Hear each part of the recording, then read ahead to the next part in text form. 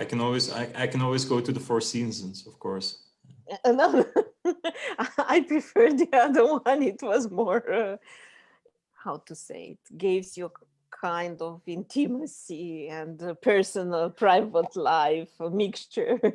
It defines very well the pandemic, as Vera said. This also defines a pandemic. Oh, yes, yes, I like very much. I like it a lot.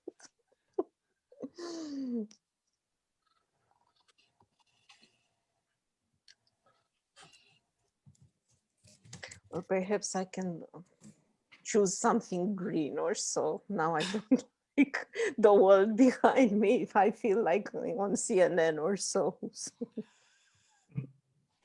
Let me see. Choose.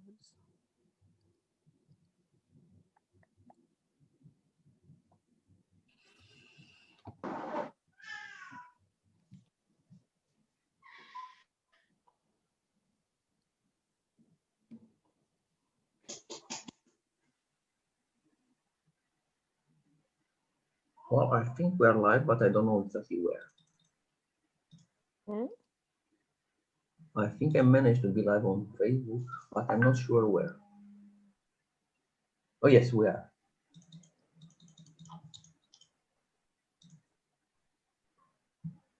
Okay, let me party continue. Hello. Hello, everyone. Morning, Claudio. Hello. Morning. Hi. Yes, Bogdan, we are on Facebook. Yep. Super sweet to see myself on stream. It's something like 20 seconds delay.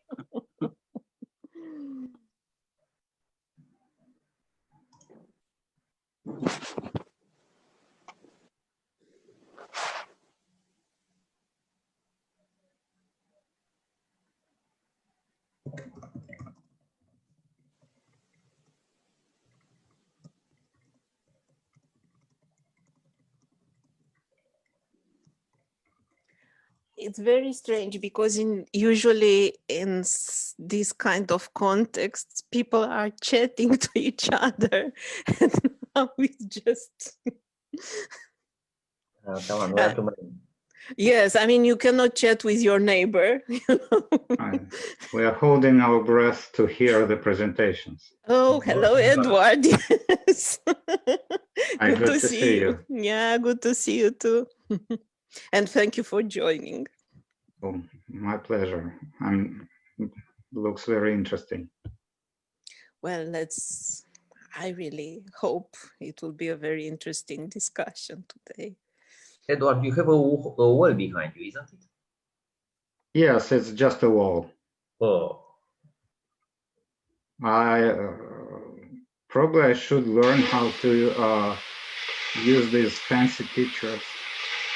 There is a small arrow. There's a small arrow on that icon, which is stop video. What's this? It's lower left corner. The video.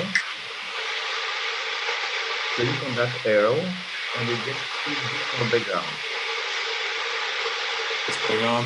For some reason, there is some noise going on, like yes, someone is vacuum cleaning, or and I couldn't hear Bogdan your very valuable instructions. So, just go on into the lower left corner. Press on that small arrow, which is near stop video. And then choose virtual background. Oh, yeah, I see it. Yeah. And then you can do things. Oh, yeah. Like this. Right.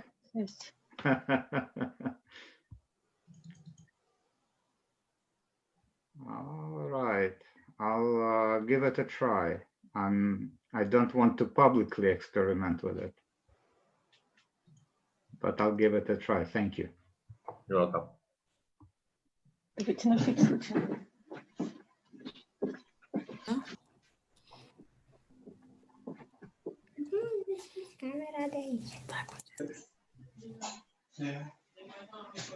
Jó, ezt szerintem másról lesz kb. Azt mondom, de lehet, hogy nem tudom.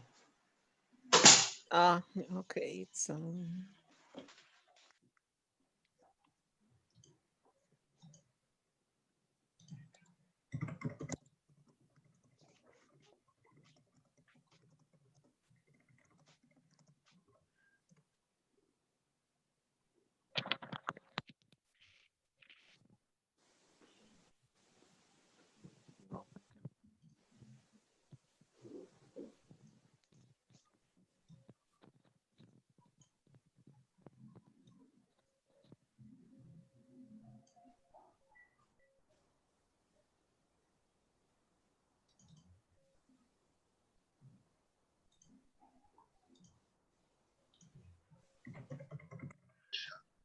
However, collaboration is not easy. I would be lying to you if I collaborate is just easy. Because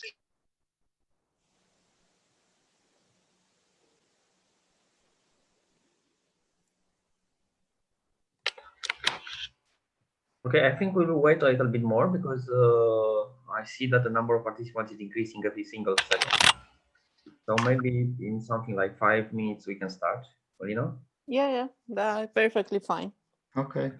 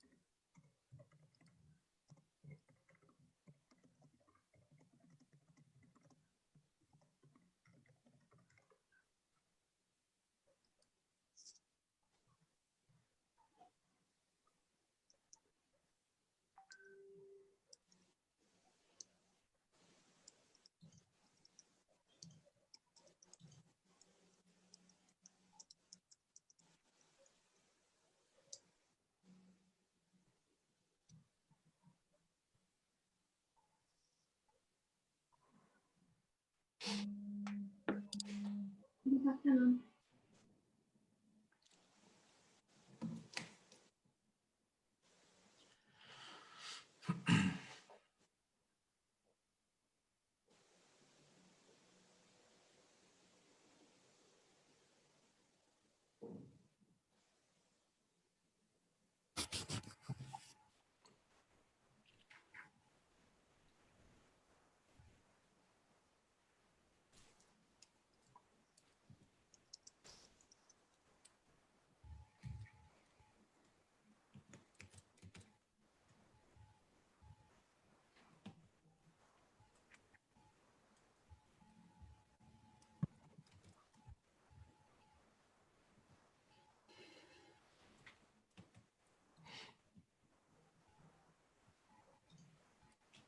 Okay, in 3 minutes we start. Yeah. My job is to save time, nothing else. I'm the timekeeper or the time announcer. Well, that's very different roles. And they're I'm very not the different timekeeper and tasks. time announcer. I have multiple roles. Okay.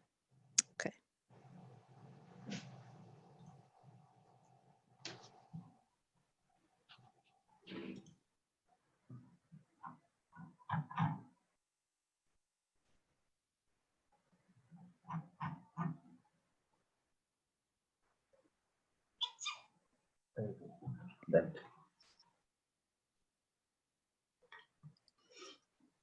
Horacio, can you hear us now?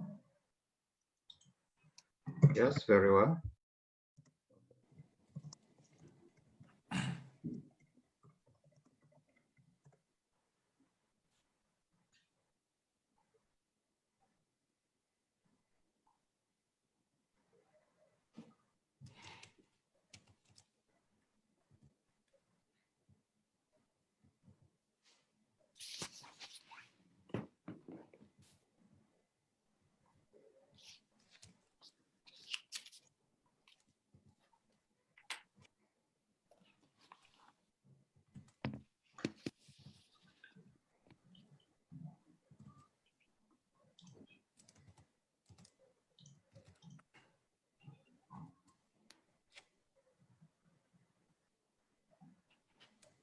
Okay.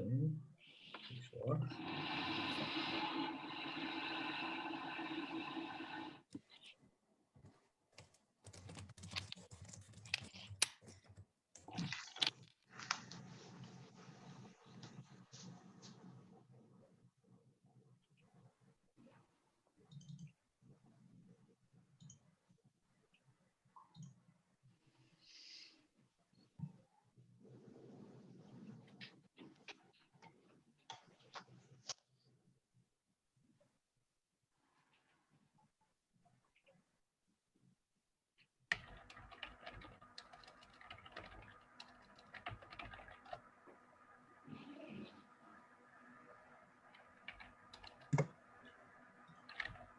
Okay, I think we can start now. We are 5 minutes past 11, well, past 10. So, hello, good morning to everyone. My name is Malina Voicu. I am research professor with the Research Institute for Quality of Life Romanian Academy. And I'm here today as a member of the Romanian group for the study of social values. The group is the one who initiated this series of webinars, and we've got very good support from researchers around Europe and it seems around the world. So welcome everybody. I hope it will be a very fruitful meeting today. We have scheduled 4 presentations. All papers are already published in the special issue dedicated to Corona crisis, published by European societies.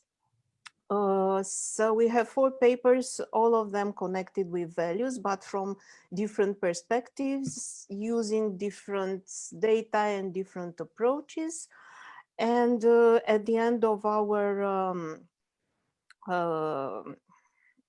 talk, after the 4 presentations, we will give the chair to Vera Lomazzi, the Secretary of European Value Study, and invite her to share with us her thoughts, ideas about what she saw and what she read in our articles, and to open the discussion for further research.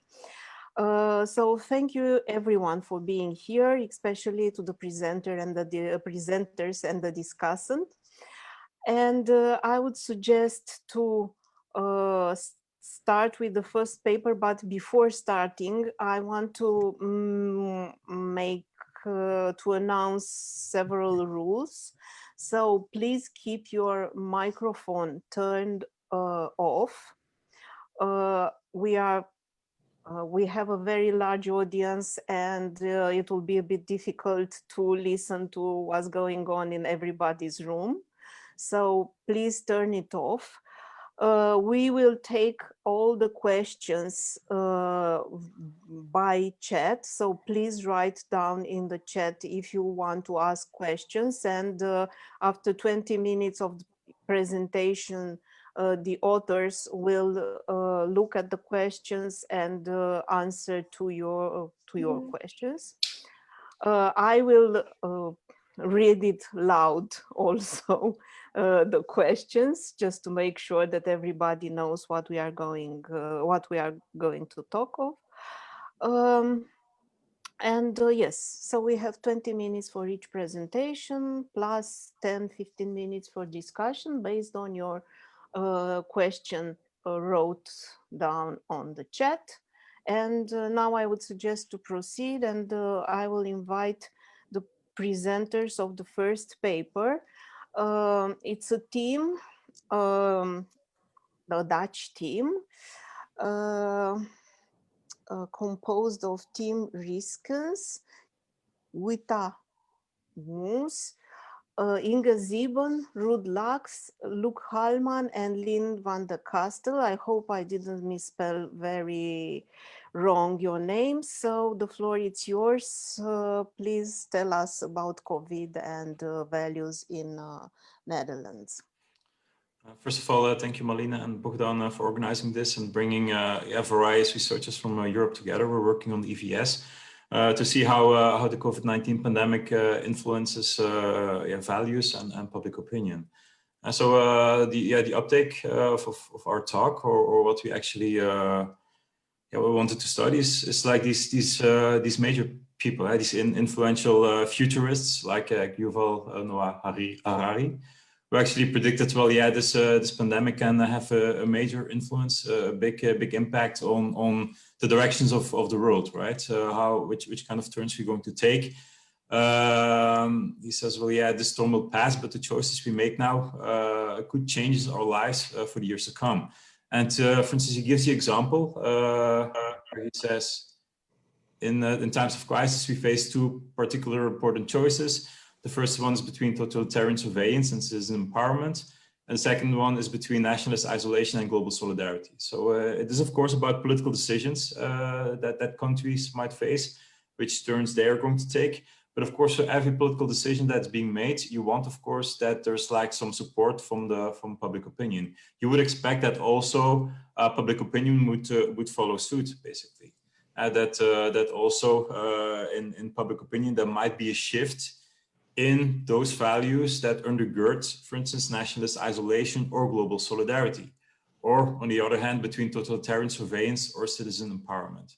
So that basically these predictions from futurists like Harari, they somewhat forced us to think about conceptually about the influence of the pandemic on values and public opinion, but also stimulate us to collect money, to gather money, to do follow-up of the 2017 questionnaire. And my uptake was, well, I would be surprised if that would change a lot. And so I wrote an opinion article, a blog for Sociale Vraagstukken, which is like a popular blog in the Netherlands, where social scientists launch research outcomes or contemplate about major changes. And I was like, well, I would be surprised if there would be a major social change or a major change in public opinion. Because at the theoretical level, we distinguish between human values that are socialized at a young age, like religiosity, political ideology, diffuse conceptions about democracy. Well, these human values, they're socialized at a young age, and they're predicted to be quite stable over the lifespan. On the other hand, there are some preferences, political preferences, that respond accurately to the conditions that we are living in. If the economy is going down, then you will see that people are not satisfied with how the economy is functioning. And they will also punish the political elite. Political trusts is often a reflection of the economic conditions in the country. So at best, I mean, my uptake was, well, yeah, the major human values, the main human values like religiosity, ideology, they will be quite unaffected by the crisis, but the more volatile attitudes like preferences, some political preferences and institutional trust, that might fluctuate quite strongly over. And yeah, I can turn to other papers too that have been written on this topic that we reflected on other major crises like the Great Recession, but you also had the economic the terrorist attacks of Madrid, for instance, that have been part of studies like how does public opinion responds to terrorist attacks, to the Great Recession, to the Katrina hurricane in New Orleans. Like how did public opinion actually shifted after that? And it was basically shown that that after such major detrimental events, people rally easily around the flag. They give more support for government, but also this also dissipates. This also disappears quite quickly. And the institutional trust, for instance, in Madrid, in Spain, It showed like a peak right after the terrorist attacks, but in the aftermath, it was actually going back to the initial levels, showing that yeah, the short-term gains that politics receives, yeah, institutional trust increases after such events. It fades quite quickly. So yeah, this is yeah, was like the most theoretical uptake for our study. So these futurists that had their ideas, but at the same time also yeah, the distinction between these human values or basic core values and like attitudes that were quite volatile. And yeah, we wanted to see, well, to what extent our values and public opinion more generally is different amidst the lockdown, the intelligent lockdown that the Dutch government actually had from the March 12th onwards.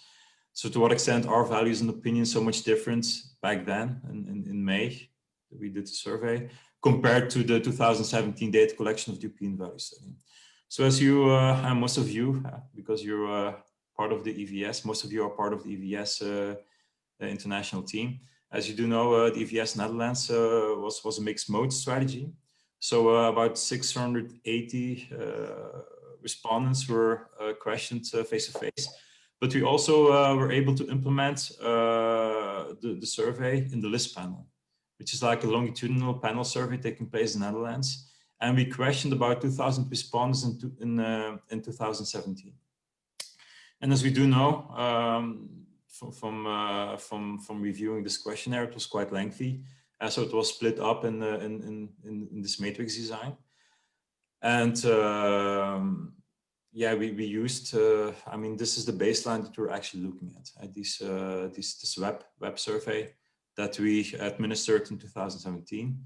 Of course, it is a baseline, 2017, with the known limitations.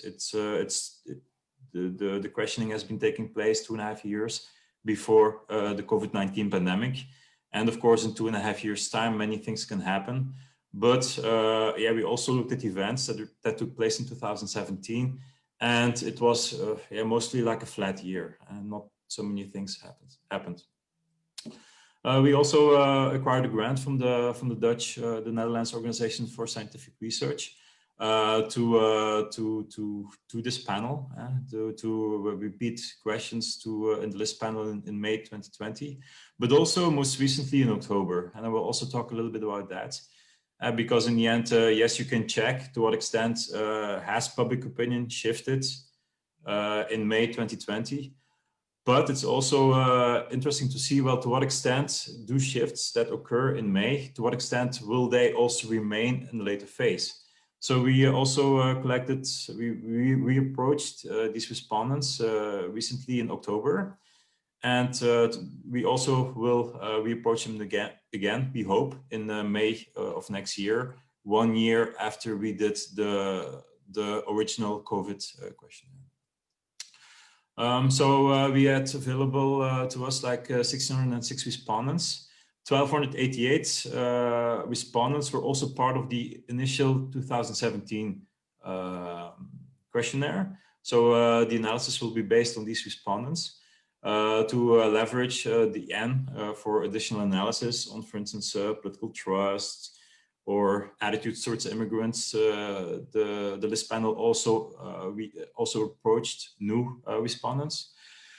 Of course, over 2.5 years' time, there was some attrition of respondents. So the active population, I mean, some chunks of the active population dropped out, which meant that the average age increased over these 2.5 years' time. The average age of our respondents increased over time. We confronted them with a reduced questionnaire. It's not the original 15 minutes questionnaire that the master questionnaire is. And that also leads to some decisions like which kind of questions do you keep over in this limited survey. And we also introduced some novel COVID-19 items about how people experience the pandemic. In the October wave, we also included the vignette experiments. And we have, of course, available to us some time invariant characteristics from the EVS 2017. like age or year of birth and gender and those kind of things. Things that you would expect that do not change so heavily over 2.5 years time.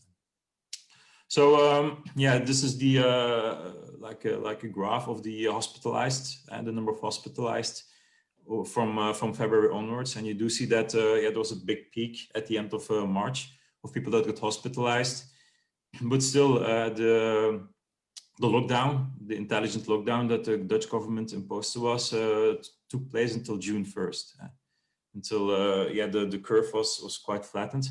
And then you can also see that across, I mean, in Netherlands, just like in other European countries, what we experience these days is again the second wave with a lot of people that are being hospitalized.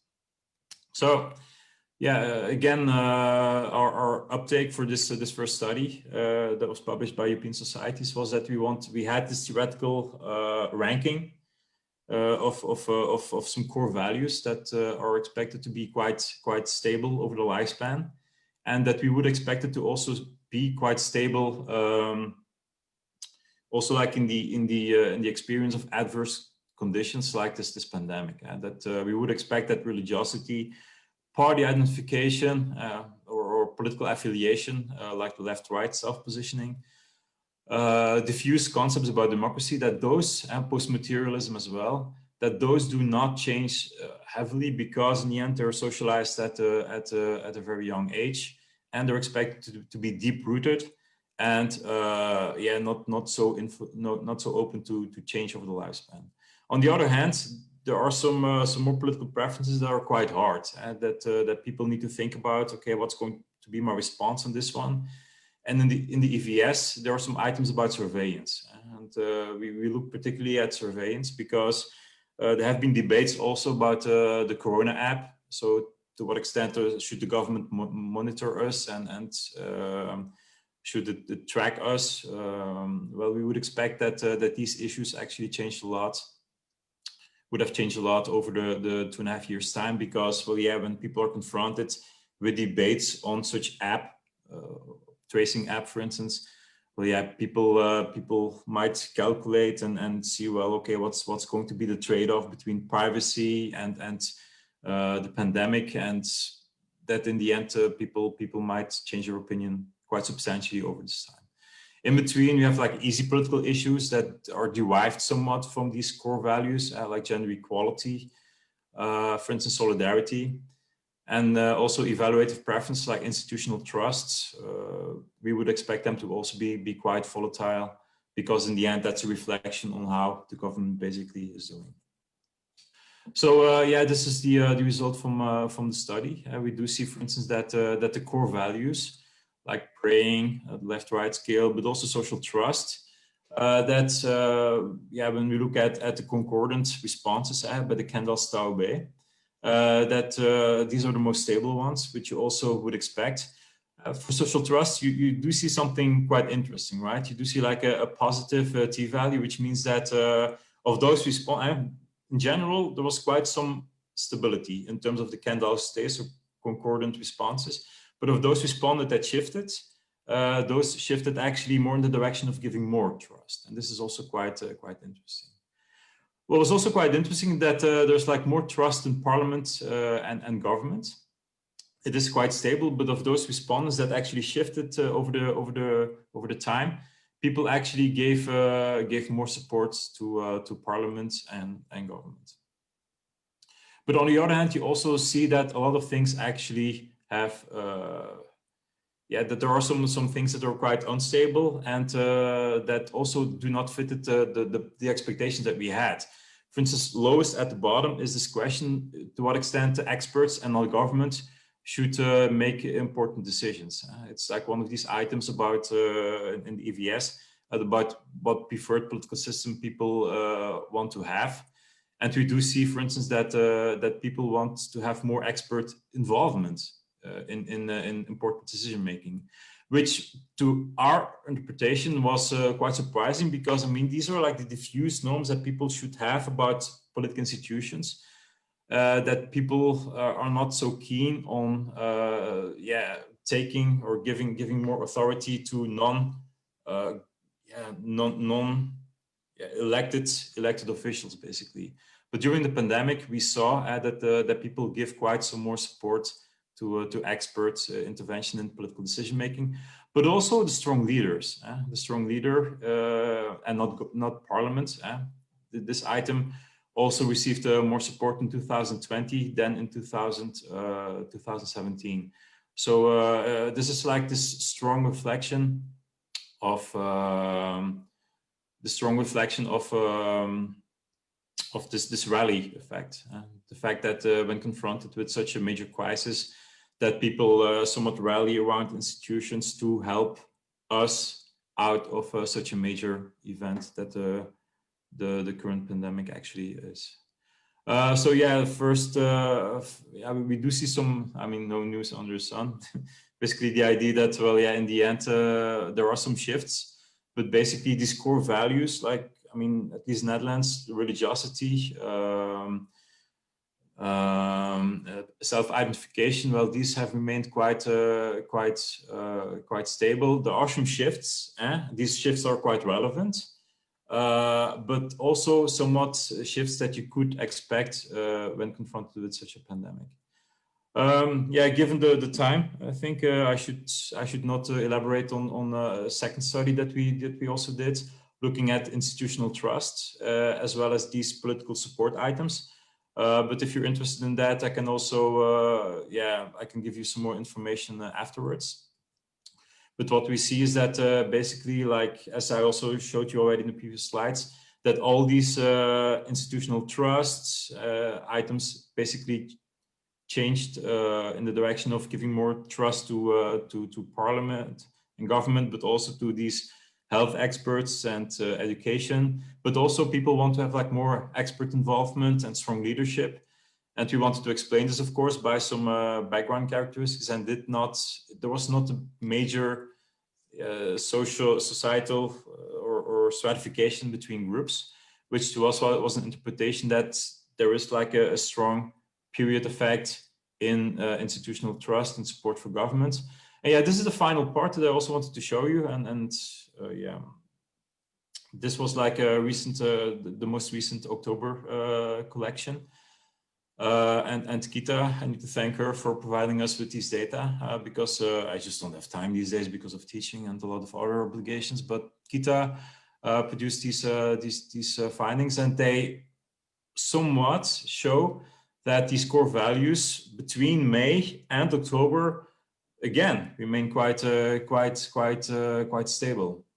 But praying, the left-right scale, social trusts, in terms of concordant responses, they rank quite high. People pray somewhat less these days than they did in May. And then, if you look again at the lowest part of the ranking, we do see that having experts make decisions, again, it's quite volatile. But this time, compared to May 2020, people give less support or less of the opinion that experts should have a strong involvement in decision making, while having a strong leader, somewhat as you look at the t-value, the average levels, they remain somewhat the same. But yeah, at least the idea that having experts, wanting to have experts to make decisions, well, that somewhat dropped. And together with some other, it's blinking on like, okay, what's going on over here between the several waves. We need to explore it in greater detail in the future. But at least it shows to us, or it gives the reflection that people are just done with this whole crisis. That having experts make decision over the last few months, there has also like been some controversy in Netherlands, not in terms of their decision making, but you also had like some different actors on the political stage, and some groups that actually challenged the position of these experts.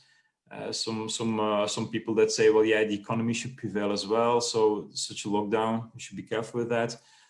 We should look at it in greater detail, but at least it's interesting to see that there are some fluctuations going on between May and October that are quite meaningful. So to wrap it up, the strong need for a third wave of data collection, not the third wave of the pandemic. To check, well, to what extent will public opinion still shift over the pandemic, and how it's going to unfold with the vaccination stuff. Yeah, will the political support items, will it reflect new normal, with a lot of support given to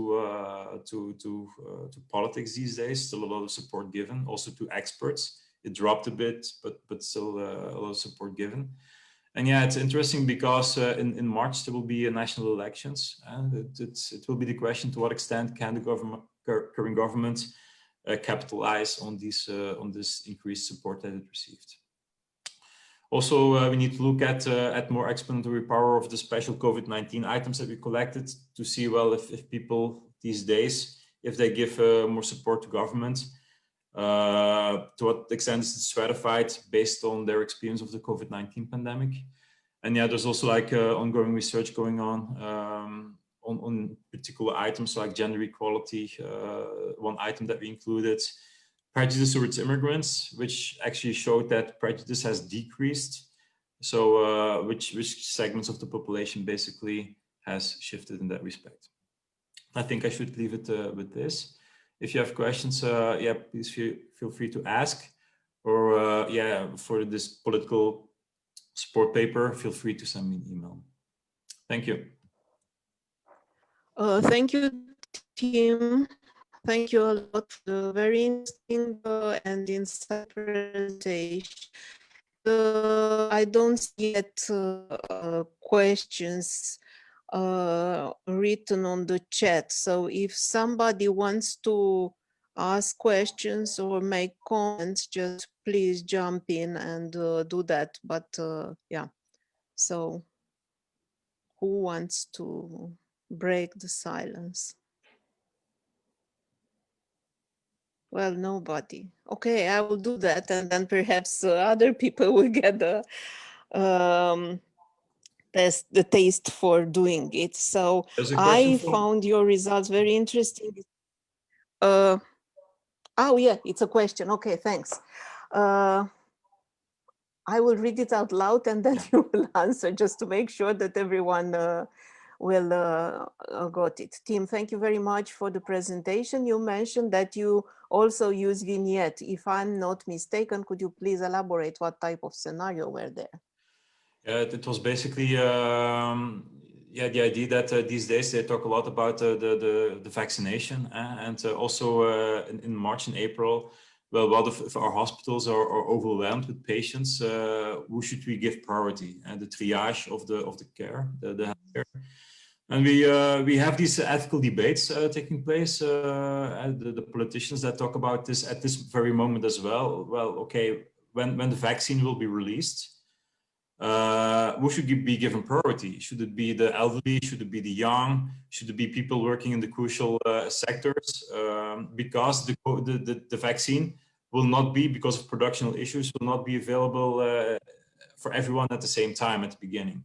So the question was, who should be given priority for the vaccine in an early phase, and who should be given priority for the intensive care in case it's really overwhelmed. So we confronted people, the respondents, with two fictitious persons that differed based on age, based on employment in what kind of sector, their BMI. And also to what extent they follow the COVID-19 measures, like social distancing and stuff. So people were confronted with two people with different attributes, and we asked them, okay, who would you prefer? Who should be given priority to vaccination or to intensive care? And what we actually showed is that overall, yeah, if you do not follow the rules, people will not give support to you. And it's basically in terms of deservingness criteria. It relates to the idea of control of your own social risk. So if you're responsible of your own social risk, people do not give you a lot of support. And it also aligns with BMI. Also, people with high BMI were like given less support, less priority on vaccination as well as intensive care. Even though that we do know from research that people that are obese also have like a higher likelihood to contract negative adverse medical conditions from COVID-19.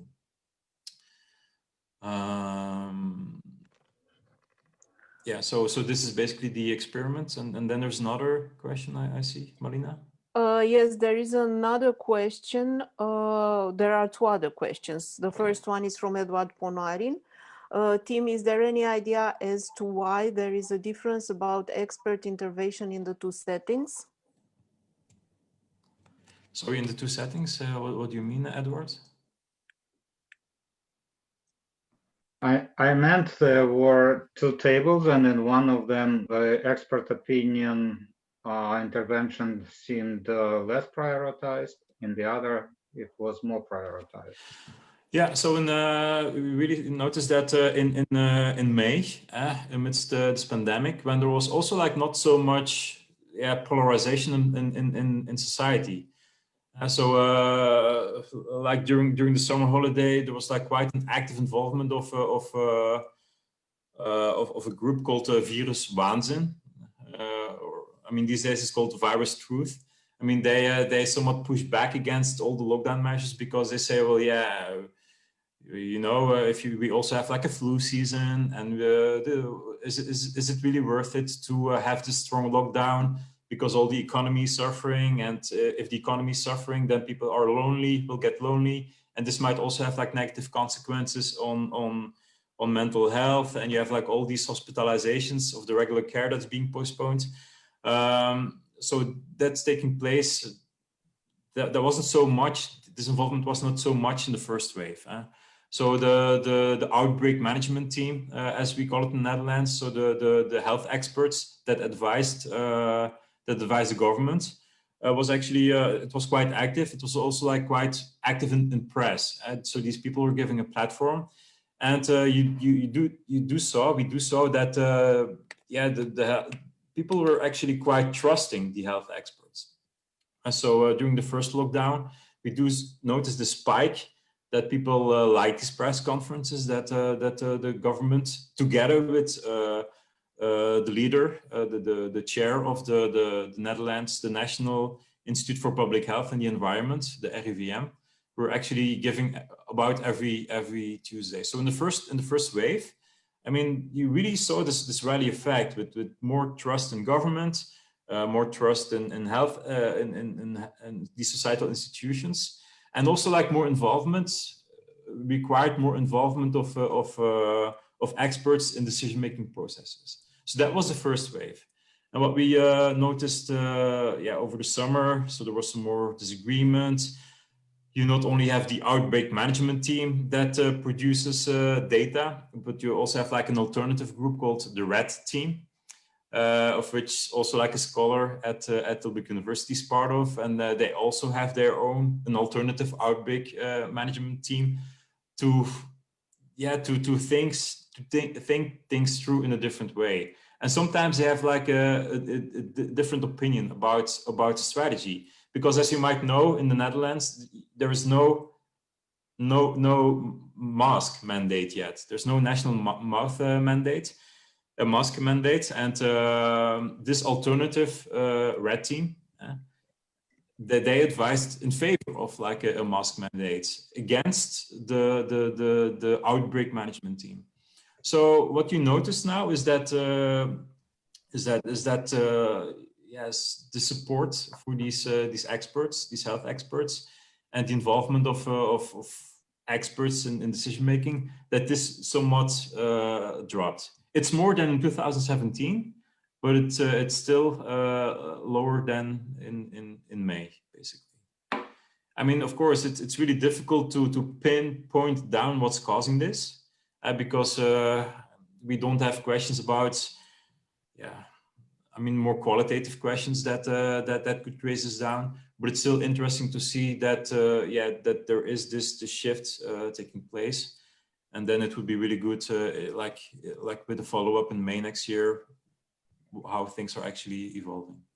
Thank you. Very interesting. Okay, we have another question from Elena Nikishina. I think this also somewhat responded to this kind of question. I don't know.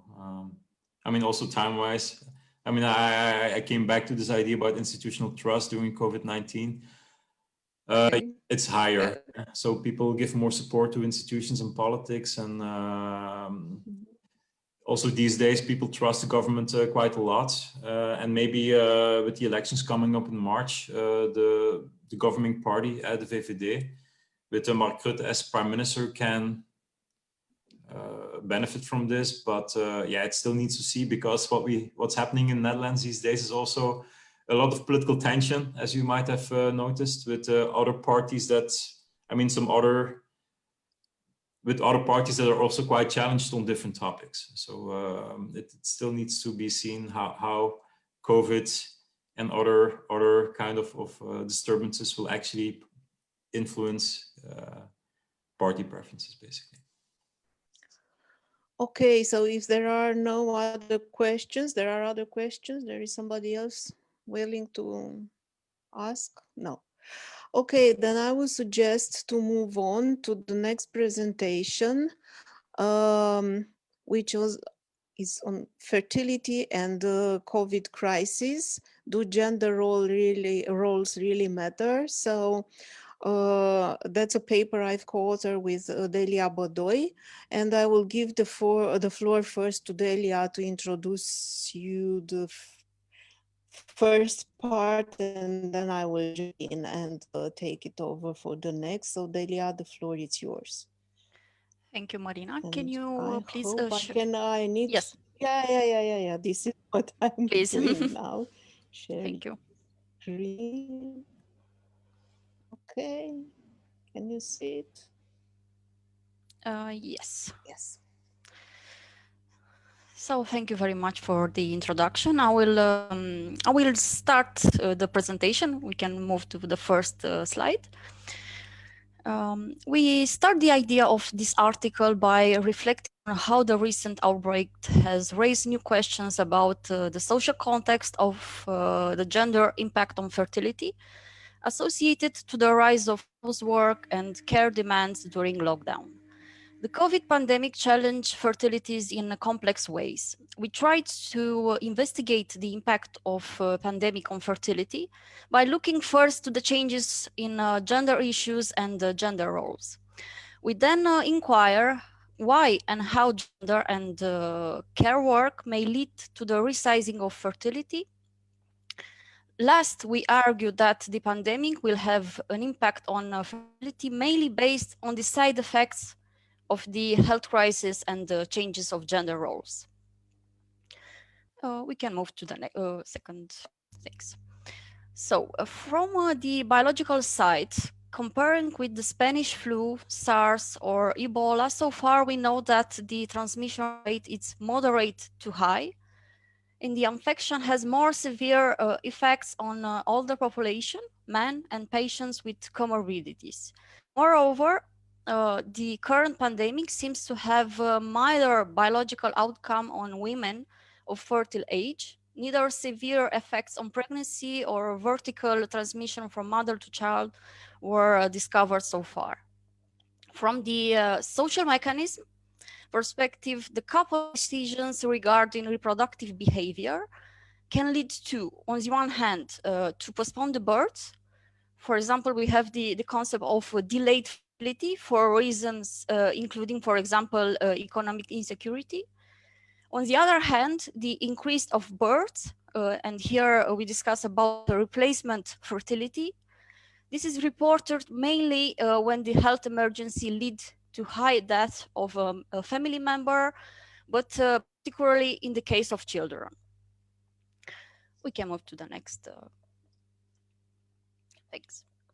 In the next step, we look at different effects on fertility intentions. So we can distinguish here between several factors causing important life disturbance with direct impact on fertility. And here we have the health emergency, the economic crisis, and the social distancing. I will try to explain each factor. The health emergency may impact fertility decisions, lack of access to general health services, preventive health, reproductive health, as well as the mental health care services. Based on this argument, we argue that individuals can decide, for example, to postpone conceiving during the health crisis. We also consider that social distancing and the imposed measures of lockdown limit the possibility of social activities and social relations, and all this can have side effects for psychological well-being and conflict within families. Stay home isolation and uncertainty about the future can have at least negative impact on fertility decision by the deterioration of the quality of couples, or can lead to couple dissolution. In the same time, social distancing, we consider that has also important economic consequences. For instance, regarding the decision to conceive, that can depend on the opportunity cost of having children. Based on the economic theory, one can predict that well-educated women without children may avoid or postpone conceiving due to potential loss of their career or incompatibility between work and families.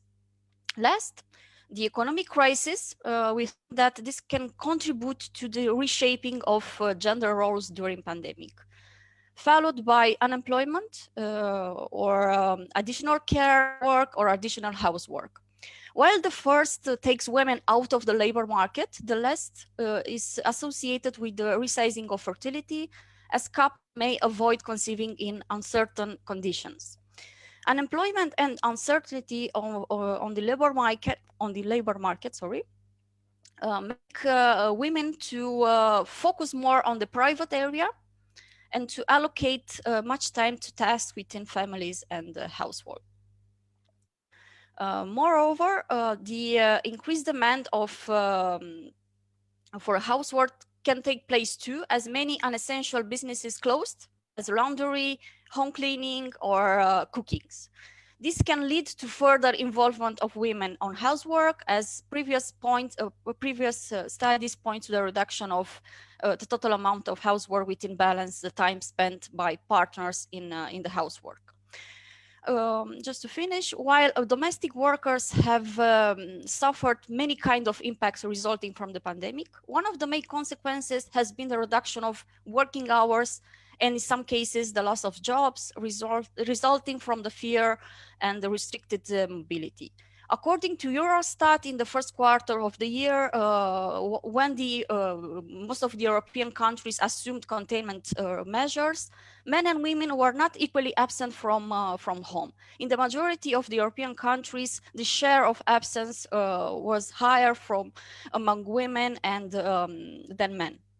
Moreover, data available from age shows that the precarious employment among women is higher compared to men. And to not forget that women are an important share of labor force in the hard industries, such as retail trade, force services, accommodation services, cleaning and cooking. And to be mentioned that this sector are labor intensive, low paid, low skills, particularly in the case of accommodation and food services. Thank you. I will give the floor to Malina. Okay, thank you, Delia. I will ask Bogdan, who is the timekeeper, to tell me if I'm going over the time limits of our presentation. So we draw just already, okay. So we draw this nice, which is not structural equation model, it's only just a virtual structural equation model, as we don't have data to assess the impact of COVID on fertility, because we need 9 months from the beginning of the pandemic to the proper measurement of fertility. So we just propose a theoretical model, and we are going to test it when we will have data. But besides the precise moment of COVID-19 crisis, we want to propose a general model, to start looking to a general model with explain, but we focus more on the mediation role played by gender roles, changes in gender roles and social values. So if we come back to COVID-19 crisis, Delia already explained you how health emergency, social distancing and economic crisis may have direct impact on fertility. So why people decide to cut down the number of children that they plan to have in the near future. But beside this, there are some other mediated effects, and we think they are even more important than the effects. Obviously, health emergency, we didn't find a direct impact of health emergency on gender roles, but it might be one.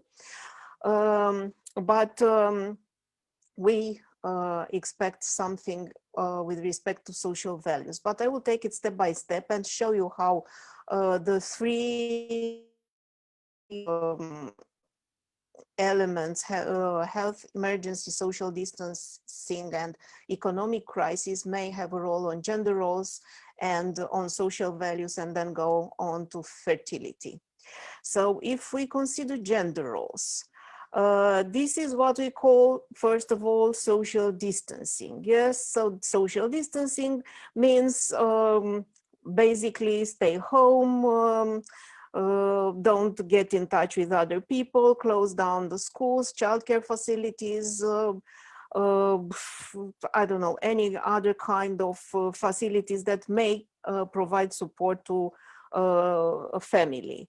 This is what already Delia mentioned, so it happened, and when it happened, we have data showing that in many countries, the share of house and care work, the load of house and care work was taken mainly by women.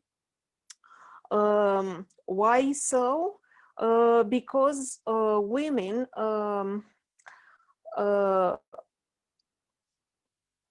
used to have this kind of, how to say it, care role. So that's one of their part of the core identity. Yes, so according to their gender identity, women are more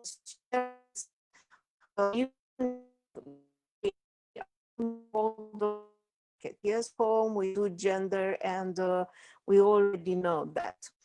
And also from the rational point of view, if we consider that in many cases women have a lower position and lower wages as compared to men in the same family, from the rational perspective, it's, let's say, rational that they will give up part of their work obligation and get more involved in care work and housework. And that somehow reshape gender roles because they won't stay as much on the labor market as they did before, and they reassume more the role of homemaker. It got stuck. I cannot move to the next. Okay, so if we think to social values, and we already heard something on that from Tim. So there is, we didn't get too much into details, but the previous presentation showed that some values are likely to change, some others are not likely to change. Well, we think that what is connected with gender equality might be open to change, but under some specific circumstances, and I will explain by the end why. So regarding, generally speaking, regarding social values, so we now experience higher existential insecurity, and this uncertainty can have and has negative effects on our well-being, on our lives, and there is a likelihood that people may turn to traditional authoritarian values. We saw that in Romanian society, where people turn more to religiosity these days for some well understood reasons. So people are more on traditional authoritarian values. Also, the adjustment of gender roles, which we just presented, may reshape attitudes and values related with gender roles, because people tend to adapt their attitudes to their behavior. And if they are forced women to stay home and men to assume the role of main breadwinner, then that might lead to an adjustment of their attitudes at least. How long it will take, how exposed to change is this, that depends on many things, but we expect that to find this when we'll work with empirical data. So what about COVID-19 in this story? And fertility, what has this to do with fertility? So one of the main question is, first of all, how this the changes in what's going on outside may have an impact on what we think, on our cultural values, on our orientation, cultural orientation. And to explain that, we think that the idea of gender arrangements fits quite well this. So gender arrangements are the things that help the fit between gender culture, which refers to norms, values, and attitudes, and gender order, which refer to institution, gender structure, and so on. So this fit between culture and order, it's not something that is given forever, it's open to changes, but it requires some external pressure to get change. So we won't expect that Corona crisis will lead immediately to change in gender culture and gender norms. It will depend on some things, and also the impact on some country conditions, and also the impact on fertility. It's also mediated by these gender arrangements. So what about fertility in all this? We don't know whether the crisis will change gender roles and value. We expect that it will change it, and then what fertility? So we know from the second transition that decline on fertility occurs when women go more on the labor market. So the first expectation is that when going less on the labor market, as it happened in case of pandemic, then the fertility might rise. Well, it's not always the same.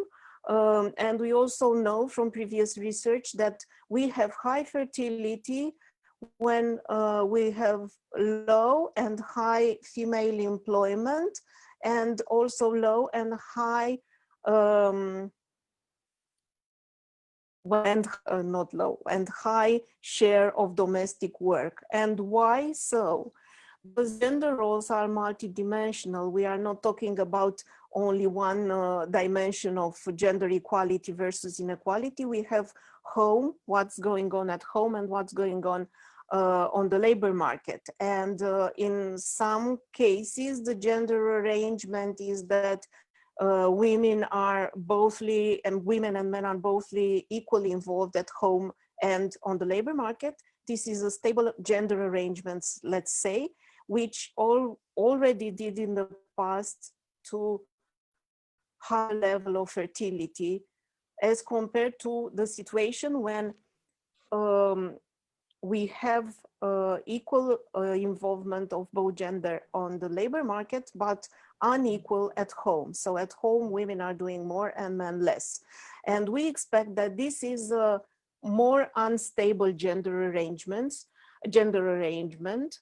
which is more exposed to change. And in case of this, we expect that the current pandemic will lead to a lower level of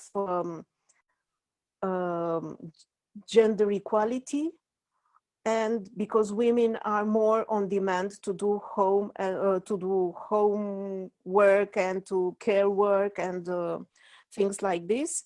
And we expect that will lead to the decrease of fertility during the COVID pandemic, because really the burden will be mainly on the shoulder of women, not share. So rising fertility is depending on negotiation and depending on the renegotiation of gender arrangements and their stability.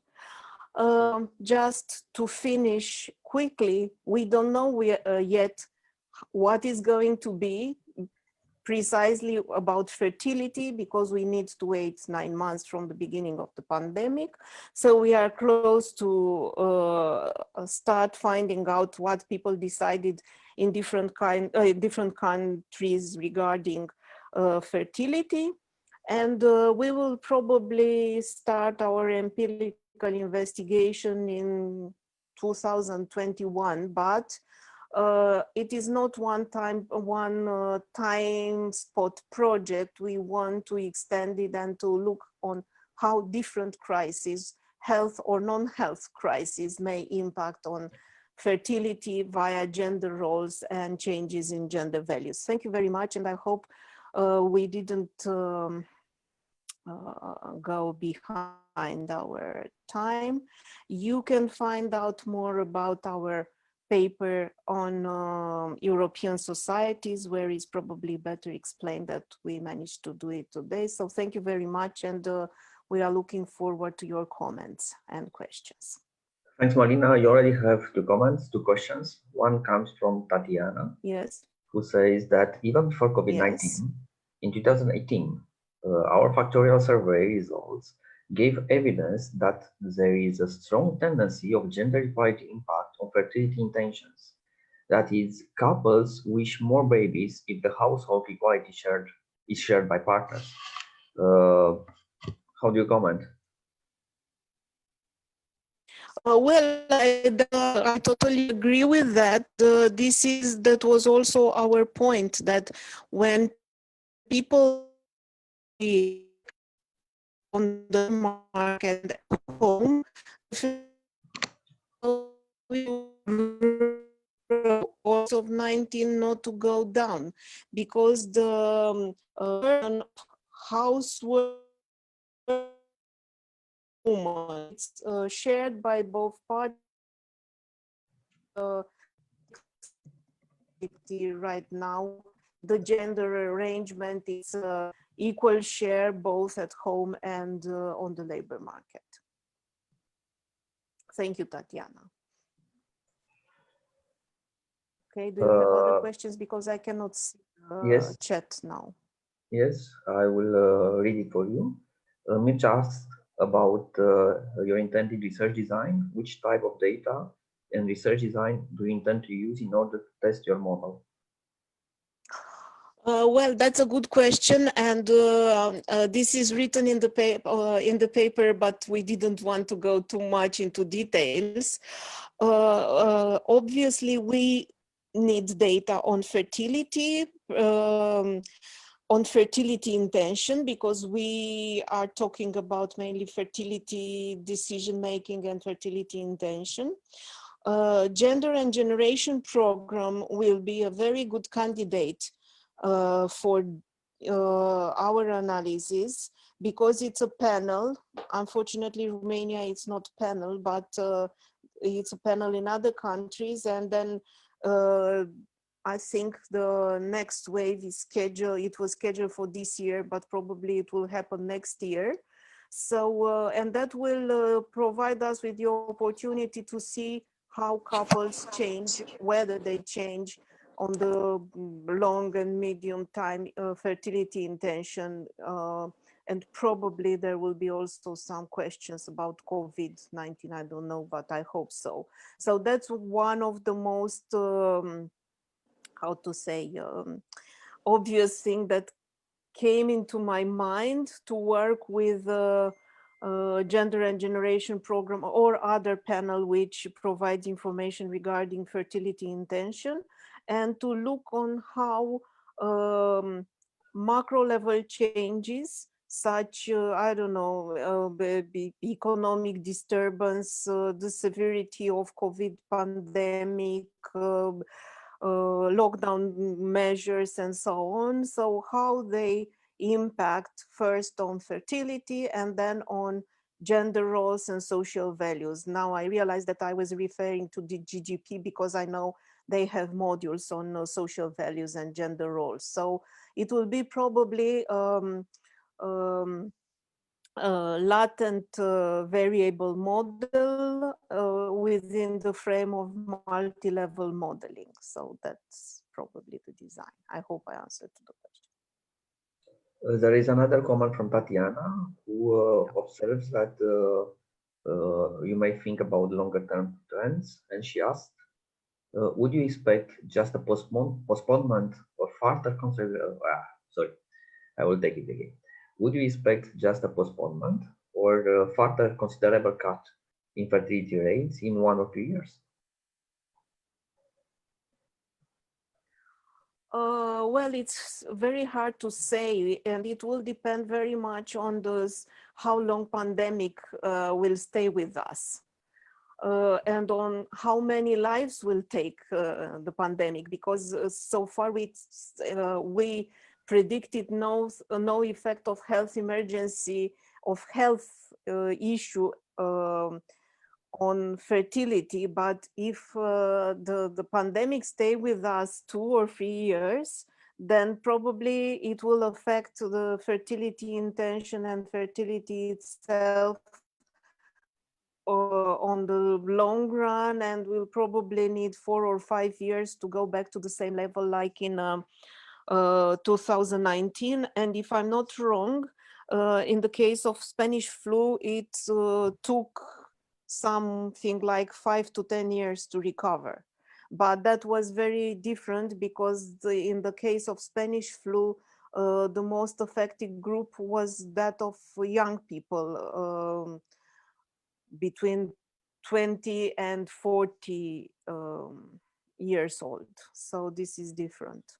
But yes, personally, I expect to see the effects of current pandemic on the reduction of fertility at least 2 or 3 years from now. But well, it's just my guess now. Okay, we have 2 more comments. One comes from Edward, who says that there are many possible hypotheses involving various explanatory mechanisms already. To add one, there is the uncertainty reduction theory, stipulating that people prefer known risk to uncertainty. As I argue in the following issue of the Population Research and Policy Review, this might explain some short-term fertility spikes in the USSR and Russia. Can you repeat it again, because I didn't... The uncertainty reduction theory, yes, says that people prefer known risk, so the risk that they know, as compared to uncertainty. And this might explain some short-term fertility spikes. Mm-hmm. Yes. Well, it would be of great help if Edward can send us the link to his paper. I agree that uncertainty is very important, and uncertainty plays a very important role in reshaping social values. And he says he will send the link. Okay, great. Thank you very much. So it will be great. We will look at it and try to see how to include in our explanatory mechanism. Of course, there are very many other ways to connect the things. And yeah, thank you very much. Also about connecting the dots, there is another comment from myself, who says that a part of the processes that you described, I see another type of structural mechanism that might intervene. In recent years, many rates and fertility increased during and after war in Bosnia and Rwanda, which are also kind of traumatic events. Mechanisms include the structure of opportunity. People had a lack of leisure alternatives and need for belonging as a reaction to adjustment to trauma. How do you deal with this kind of hypothesis? Is your argument influenced by it? Well, we consider this not here, but here, when we talk about biological mechanisms. No, when we talk about replacement fertility, here it's a behavioral mechanism. So a couple may decide to have many children in case of natural disasters, wars, and it is already reported in the literature. Not only after Bosnia war, or not only after, I don't know, tsunami in 2004, there were reported, it was reported a spike on fertility due to replacement mechanisms, because there are many people dying around, but there are people, usually people, young people and kids, and then literature reports that couples decided to replace the life which were lost by having other children. In this case, we said, well, we don't expect that because this is not so high in Italy as it was, I don't know, as it is a war. In a war, there are also other mechanisms, and I know it was many times, I mean, it already documented that war in former Yugoslavia led to increase in fertility, and not only on short time, but on medium time. But there is also a connection with ethnic diversity and the willingness to make your own group larger. So it's something moderated by, somehow moderated also by national identity and nationalism, or ethnic identity and ethnicity. But yes, well, we took it out. We thought it doesn't matter too much in our case, but you cannot exclude it. Okay, thanks. I would like to thank you for the presentation, and to pass you the floor as a convener or as a chair in order to do the transition to the next presentation. Okay, so thank you very much, everyone, for asking questions. They are really useful for us to improve our work and to develop further our research. Now I will give the floor to our colleagues, Francesco Molteni, Riccardo Ladini12, Ferruccio Biolcati, Antonio Chiesi, Giulia Maria Dotti Sani, Simona Guglielmi, Marco Marafi, Andrea Pedrazzani, Paolo Segatti, and Cristiano Vezzoni. So I hope everyone is here, and their presentation, it's about searching for comfort in religion, insecurity, and religious behavior during COVID-19 pandemic in Italy. So the floor is yours. As far as I know, Francesco is the one who will present. So please, yes. Francesco. Thank you, Malina. We really did our best to make the pronunciation of our names very complex. I will try to share my screen. I think you need to stop sharing yours. To share, yes. Sorry. Okay. So that's mine. Okay. Can you see it?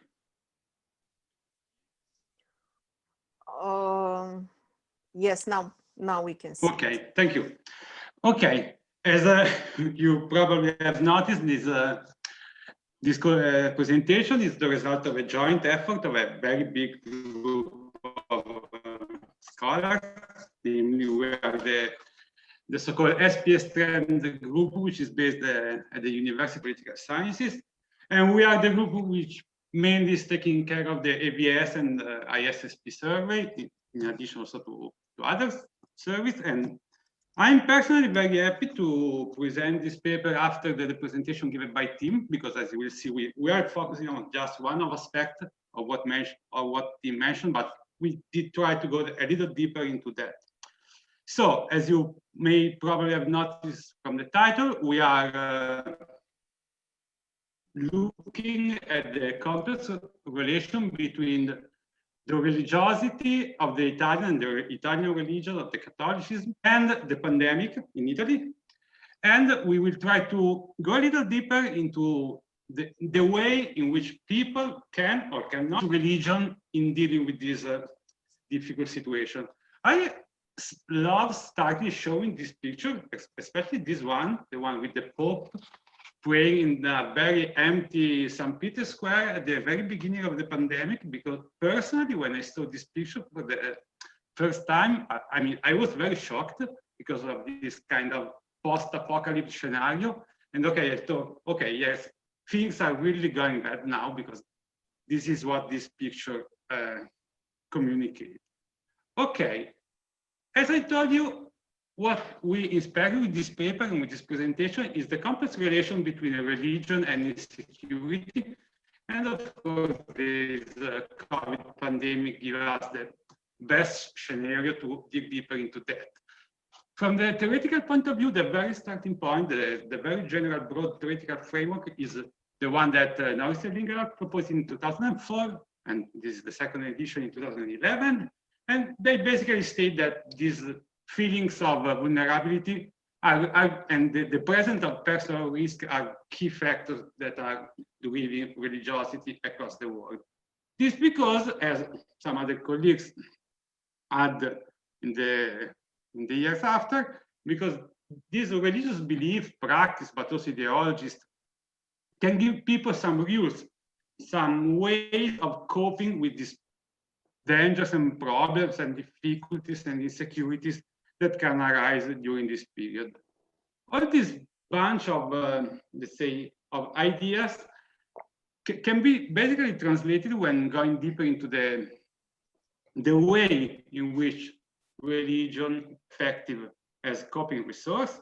In fact, there is kind of agreement behind not only the sociologists, but also psychologists and social psychologists, that religion is a very compelling, is a very effective way that people can use to deal and to cope with psychological problems, because it can give these people some tools, some ways of coping with them, starting from very basic psychological and cognitive support.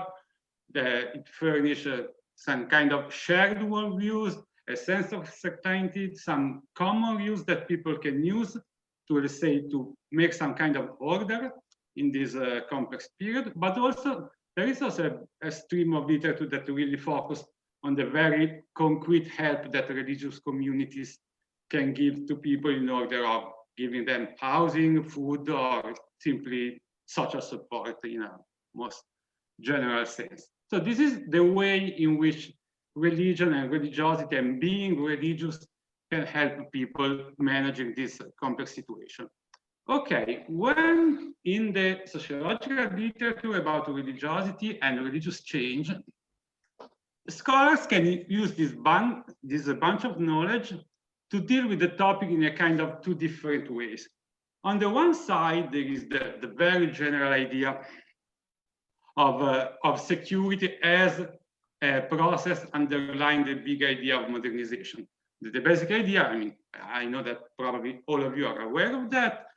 There is the idea that modernization is going on, something is going together with this modernization, and among these processes that are going together with modernization, there is, in fact, the domain of human security that will diminish, again, the need of religion, and so promote some kind of secularization or the lessening of the relevance of religion for people's lives. Okay, and this is the general way in which sociologists use to read the relation between insecurity and religiosity. But there is also a more precise way, which is more focused on the short-term effect of some changes in people's security and human security.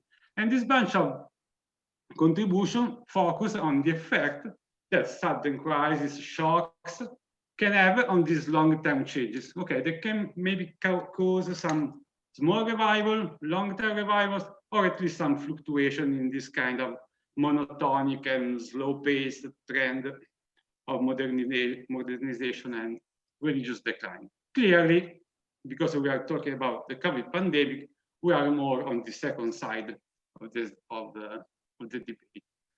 So, as I told you, we are inspecting the relation between insecurity and religiosity from using this very short-term approach, because we are focused again of a sudden shock, which is the COVID pandemic in our cases. And this contribution goes together with some other that I found in the literature. If you are maybe aware of other of them, please mention me. So, for example, other colleagues have inspected the effect, for example, of an earthquake, of a climate disaster, but also of a crisis more on the economic side. For example, this financial crisis in Indonesia in 1997, 1998. And of course, there is this very nice paper about the terrorist attack in the US.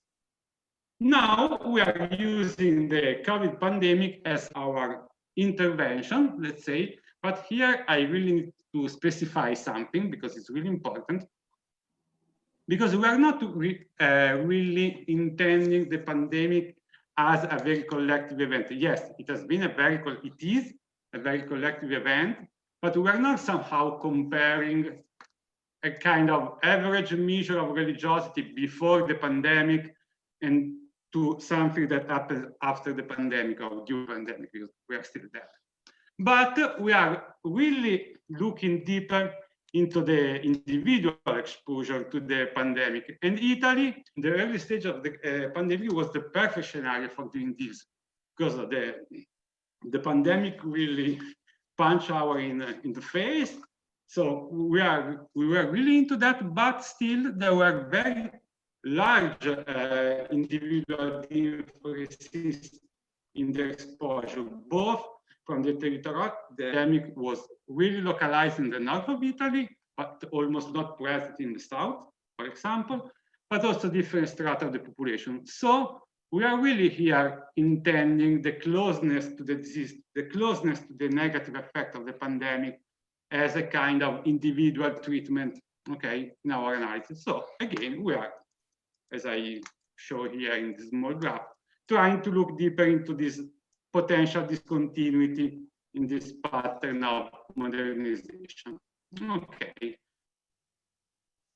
Before moving to the more analytical part of our presentation, I need to point out another very relevant aspect, which is the importance of religious socialization in this case. Why this? Because there is a very high consensus, especially in the among the psychologists, that religion, in our case, can be used for coping only if it's already part of the individual system. To say this very easily, individuals must have already some kind of religious tool that can mobilize to help them with coping with the negative events of the pandemic. Okay, so from this, we really decided to focus on the importance of having had a religious socialization, because it makes these religious tools available for the individuals. Okay, and you will see we explicitly test this idea. Okay, so let's just to sum up a little bit what I said till now. We summarize this reasoning in the case. The main one is that people reported a contagion in their family, so people were really close to the negative effect of the pandemic to show high religiosity during the pandemic. And the second one is explicitly about this effect of socialization. Basically, we hypothesize that this effect of the closeness to the disease, of the having the contagions in the real family network, is higher among people who received some religious socialization, okay? Among people who have some religious tools already available in their, let's say, toolbox. Okay, how we can do that? Of course, in order to test to consider the disease as a real individual intervention, we need some data being collected in the very worst case, in the very worst period of the pandemic. And luckily, we decided with this SPS strength group, which I mentioned before, to perform this response COVID-19 survey. Okay, this is, if you want to go into the detail, this is an article we published in Survey Research Methods about the design, you will find everything from the more technical point of view. From what interests this presentation, I want just to point you a couple of relevant features. On the one side, I want to point you that is a rolling cross-sectional survey, which is a kind of method originally intended as to monitor public opinion during election. And from this result, we decided to collect interview on a regular pace. And so we basically collected 100 interviews every day, starting from the beginning of April to the beginning of July. Overall, the data set comprises almost 15,000 interviews. Okay, we have quotas for area, age, and sex, and we was an online survey. The other feature that is relevant for this analysis is the fact that we had a very core questionnaire that covers the entire period of the administration of the questionnaire, but also some rotating modules, as you will see here. Among these modules, we have this module of religion being fielded almost at the beginning of the entire period, so from 17th of April to the 15th of May, almost 1 month. It is relevant to mention that this was almost the worst case, the worst period of the pandemic, and this is really relevant because we want to really catch the existential insecurity that people felt in that period. Okay, so from this data set, I will go quite fast on that. We decided to look at, compared to what Tim was saying at the beginning, to really religious behavior. So we opted for considering a couple of variables measuring the frequency of attendance at religious services and the frequency of prayer. We coded both variables into categories. I really want to stress here that the question of service attendance was about web, radio, and TV service, because probably I didn't mention at the beginning, churches were completely closed and mass celebration completely forbidden during the lockdown. And this was almost the first time in the history that churches were closed because of the state decision in Italy. So something really, really strong. Consider the independent variables instead. We use this dummy variable 0, 1 to measure the presence of contagions in family. This comes from a battery of variables asking about contagions, people being quarantined, or even death in family networks and among friends. So we coded as to have this 0, 1 intervention variable. And then we use the frequency of church attendance where respondents were 12 years old as a measure of religious socialization. Okay. And in addition to that, we use a classic set of control variables: gender, age, education, area of residence, and week of interview. I really want to stress the importance of using the area of residence and the week as control variables, because as I told you, the spread of the pandemic was really, really heterogeneous at the beginning of the pandemic itself in Italy, and also the negative effect started to decline over time. Okay. As a model, we use two quite basic ordered logistic regression models, and the second one between the presence of contagions and the religious socialization variable to catch the different effect. Okay, let's go straight to results. So this is the table that describes the results concerning the first hypothesis. These tables show the marginal effect of having had contagions in family on the different categories of frequency of service attendance and prayer. So, for example, the effect of having had contagions in family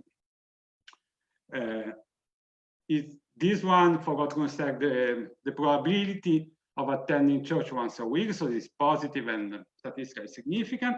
And the same of attending services more than once a week, and the same we found for prayer, for the prayer behavior, a little higher here, but still positive and statistically significant. So we are very confident here in saying that people who report contagions in the family tend to attend religious service and pray and to pray more often than those who do not. And this is quite clear result that we have concerning the first hypothesis. So people who suffered more from the negative effect of the pandemic tend to be more religious than people who do not. Okay, and this is the first part of our result. The second one is a little more complicated to read. I will try to summarize a little bit how to read this graph. The basic idea is the same. For example, here it shows the marginal effect of having contagions in family on the probability of attending service once a week by dividing by 3 different levels of religious socialization. So those are people that never go to church when they were young. Here we have people that were used to go to church at least during holidays, and here at least once a week. Okay. So again, if we look at the result we got for church attendance, for service attendance, sorry, we clearly confirm our hypothesis. As you will see here, the marginal effects are positive and statistically significant only for who received some sort of religious socialization, while the effects are 0, and of course not statistically significant, for those who did not receive any religious socialization. Some of you can argue why this effect is high. Okay, these are the people who were just used to go to church during holidays, Christmas and Easter, probably. And this is quite expected because they say those people have more room for further increase, while these people probably were already more religious also before the pandemic, so they have smaller rooms for further increase. So for what concerns our hypothesis about service attendance, it is completely confirmed. So the presence of contagions in family results in higher frequency of attendance only for those who received some religious socialization, only for those who already have some sort of religious tool that can use. If we look instead of the praying behavior, okay, the results are quite similar because again, we see positive but weaker effect here for people who got some religious socialization and not statistically significant effects here, okay? So the idea is that we also confirm that the second hypothesis also for the praying behavior, but of course we have to be super clear in saying that are much more confused, much less clear here than for what concerns service attendance. Maybe we can discuss about the reason we have in mind for that after the presentation. Okay, so this is basically what we have from the analytical point of view. Let's try to put this knowledge in the debate about religious change. And we usually like to start with this kind of common folk wisdom saying that there are no atheists in the foxhole, meaning that people who are confronted with these really threatening events like a pandemic tend to have some sort of religious belief, even in a very broad sense. So this is our, let's say, catching phrase to start our argumentation. But in fact, what we saw from the data, and we saw it quite clearly, is that, of course, a religious revival cannot be excluded. We found that people who suffered from the worst effect of the pandemic reported higher religiosity, okay, but we also found that this holds only for people being already exposed to some religious messages when they were young in our case, okay. Given that, and given that the religiosity is declining clearly in Italy as in the other European countries, the share of people who received some sort of socialization will diminish together, okay, with this decline. And so we are really confident in saying that this small short-term revival, such a short-term phenomenon, will result in a very small and probably negligible impact on the long-term trend of religious change, and so will probably be absorbed when the effect of the pandemic diminish in the next future, we hope. Before concluding, I want just to show you another graph about this idea of this effect that will be absorbed in the next period. You are happy to when I saw that we use only that module about religiosity, because we had, in reality, we had the question about the brain behavior for the entire period of the response COVID-19 survey, so from beginning of April to the beginning of July. And we can already see that the brain behavior reached a kind of small peak here at the beginning during the worst phase of the pandemic, and then already started to decline and to get somehow stabilized, even starting from May. So we have, this is just a kind of rough and very descriptive information, but we can also just see something that goes in the direction of the conclusion we already from the data we have. We will try to have some other confirmation in the next wave of the response COVID-19 survey, that probably it will go on the field starting from next week or then a couple of weeks. Okay, that's it. Thank you for attention. Thank you very much for the presentation. We have a question from Natalia Soboleva. Thank you for the presentation. Have you taken into account the seriousness of contagion in the family? It may affect religiosity even stronger. Yes, this is probably right. We can also make people to feel bad looking, for example, people where some relatives who died for the pandemic, but yes, we result probably in 10, 20, or just 100 cases, so not enough statistical power to make something really strong from the empirical point of view. But sure, I expect that having a relative or the father die from the COVID would probably result in even a stronger effect on the religiousness of the individuals. If no other question, I may have a question, because I don't see yet somebody else writing.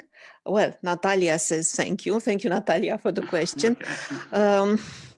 Well, it seems to me that in a way, your results and to some extent team results point us the fact that inequality is highly relevant, because those who have more of something, religiosity or democracy or whatever, they tend to react and ask or behave as doing more, and those who don't use it. And in your case, I think I might have a theoretical suggestion.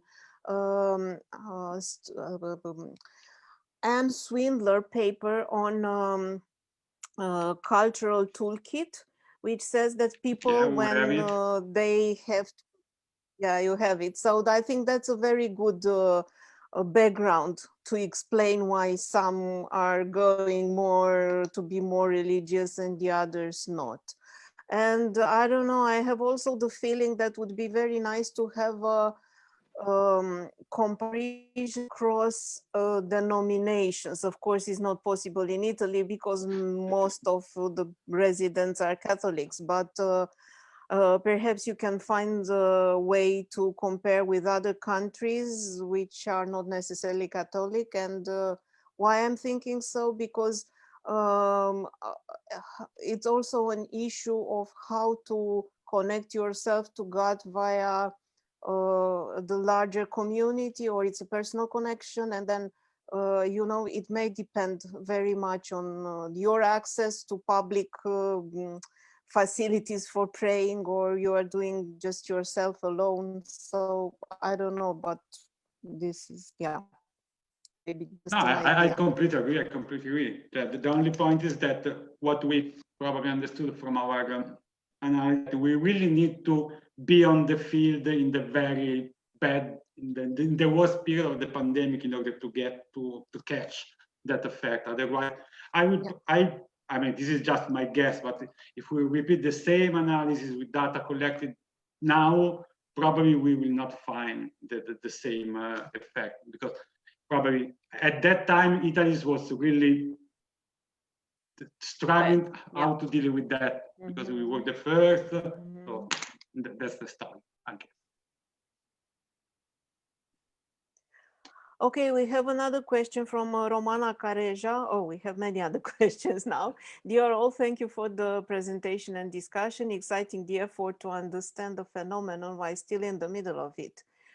She must locate. So everyone, Quita Muis10. In extent to Malina's comments, in Netherlands, we found no change in religiosity at all, even a decrease between May and October. So maybe you found be cross-national level. In countries with lower level of religiosity, praying will not increase, but in countries religiosity is high, it increases even more. So, can I comment about that? This is why I was happy to see your results.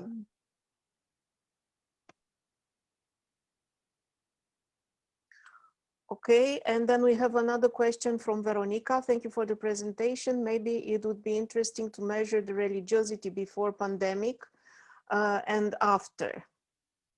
Okay, I can just comment quickly on that.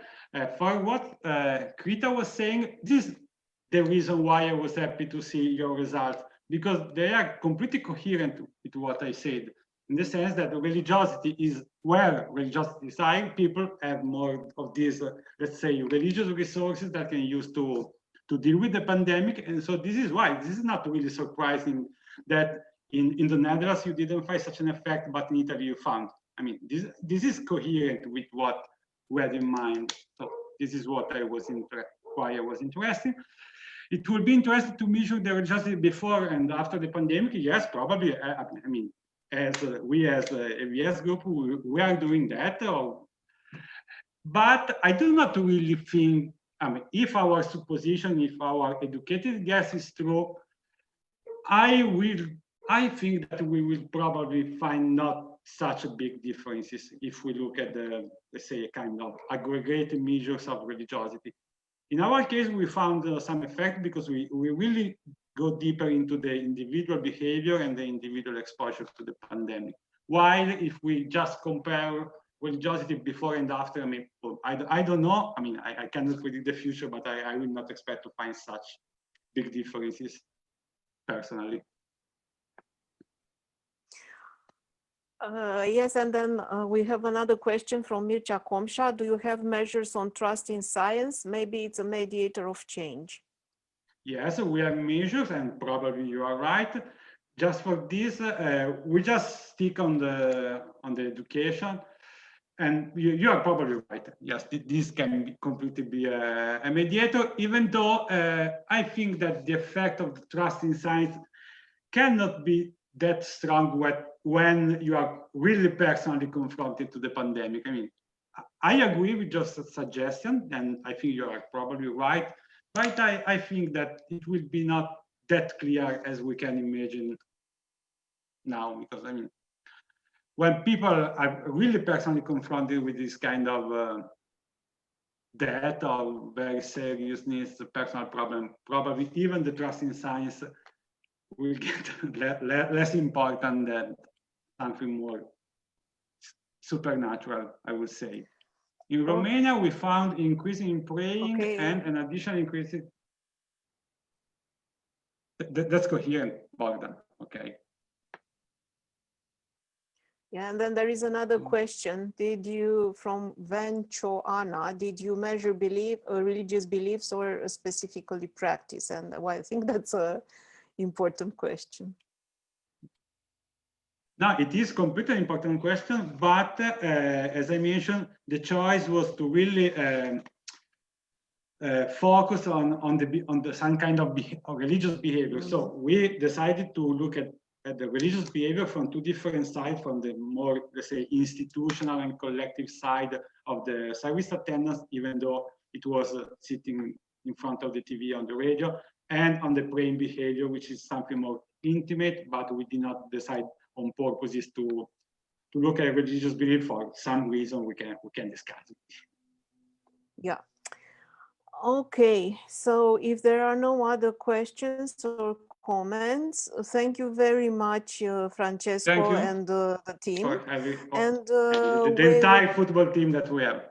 Yeah, entire team. So, and we are now moving to the last paper to be discussed today, authored by Bogdan Voicu, Edurne Bartolome Peral, Horațiu Rusu, Gergely Rosta, Mircea Comșa, Octavian Marian Vasile, Luis Coromina, and Claudiu Tufiș. The paper is about COVID-19 and orientation towards solidarity, the cases of Spain, Hungary, and Romania. So, Bogdan, the floor is yours. I guess you are the one to present. Did I manage to unmute myself? Yes. Okay. But you should, yeah, make the screen. I think it's already, yeah. Yeah, okay. Wait a minute. It started. It's perfect. So I'm happy to be here and to present. You have on the screen all my co-authors. We worked on it, and I think that we'll manage to present something interesting for you. The basic idea of our paper was to look to some changes in orientations towards solidarity in Spain, Hungary, and Romania, with the aim to understand how things happened in this quite traumatic event that the world was experiencing in spring 2020. In particular, looking to the data that were collected during the lockdown. And we want to contribute to 3 different streams of academic literature, which means solidarity, value change, and traumatic events, particularly COVID-19, with some implications for policy.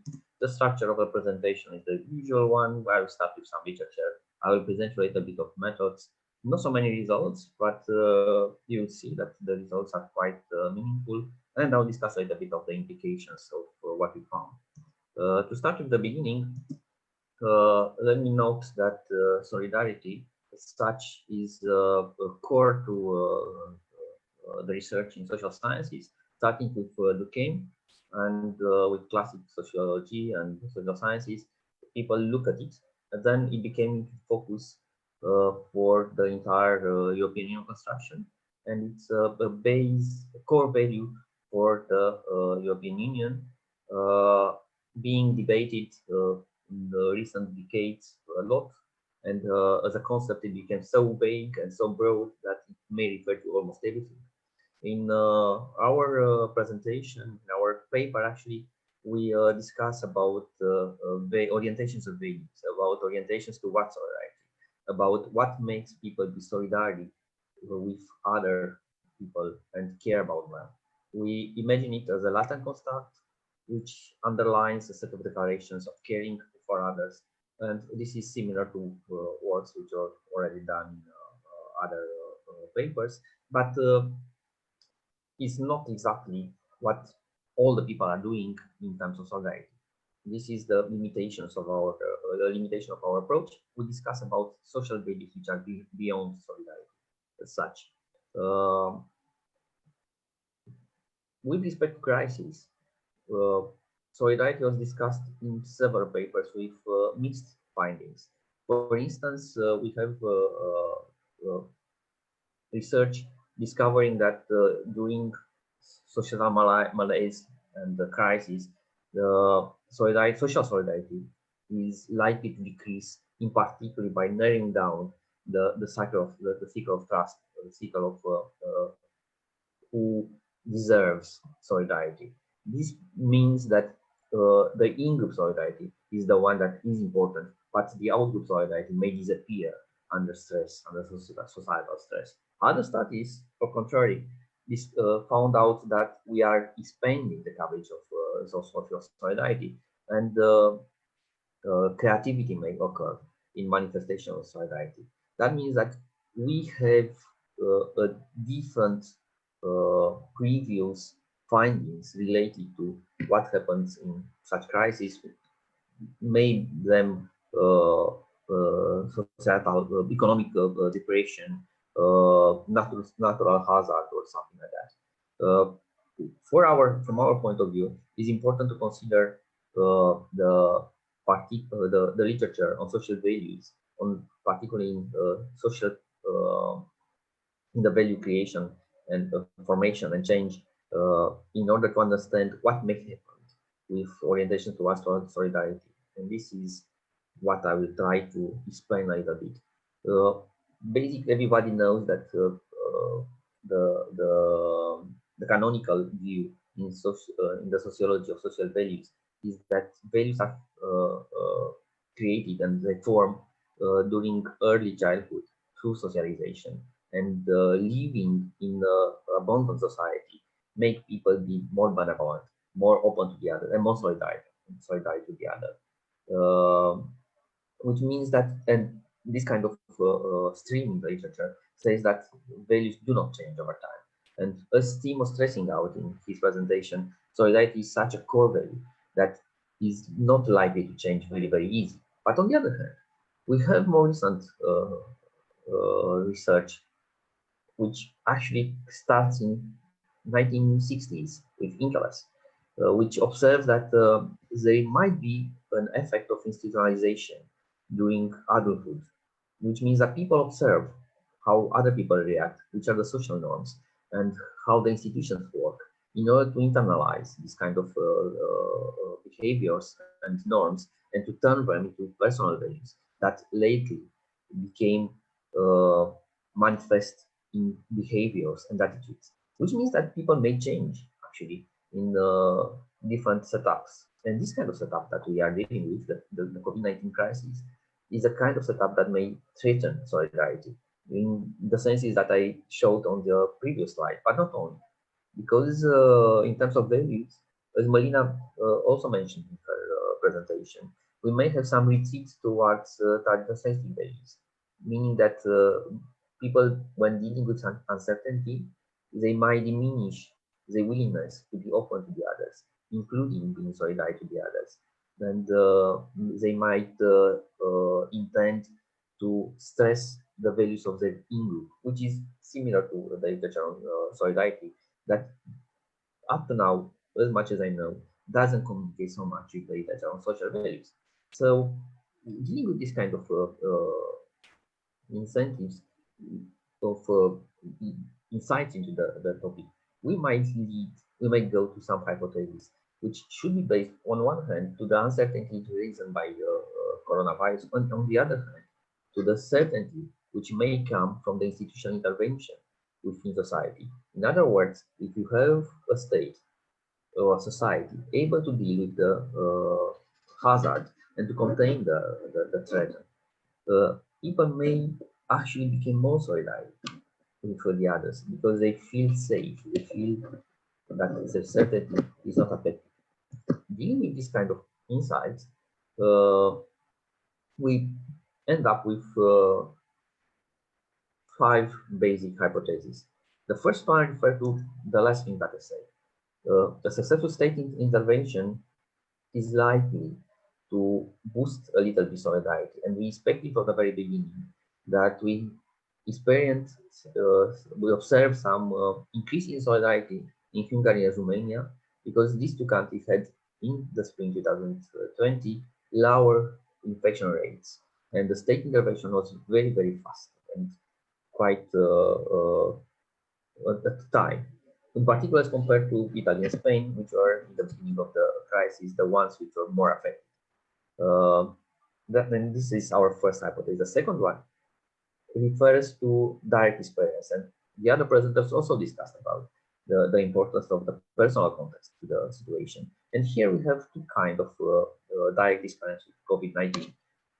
One is to have COVID-19, but this is something that we disregard because in the time of our data collection, we didn't have so many people which were infected, and probably in the sample we don't have almost no one.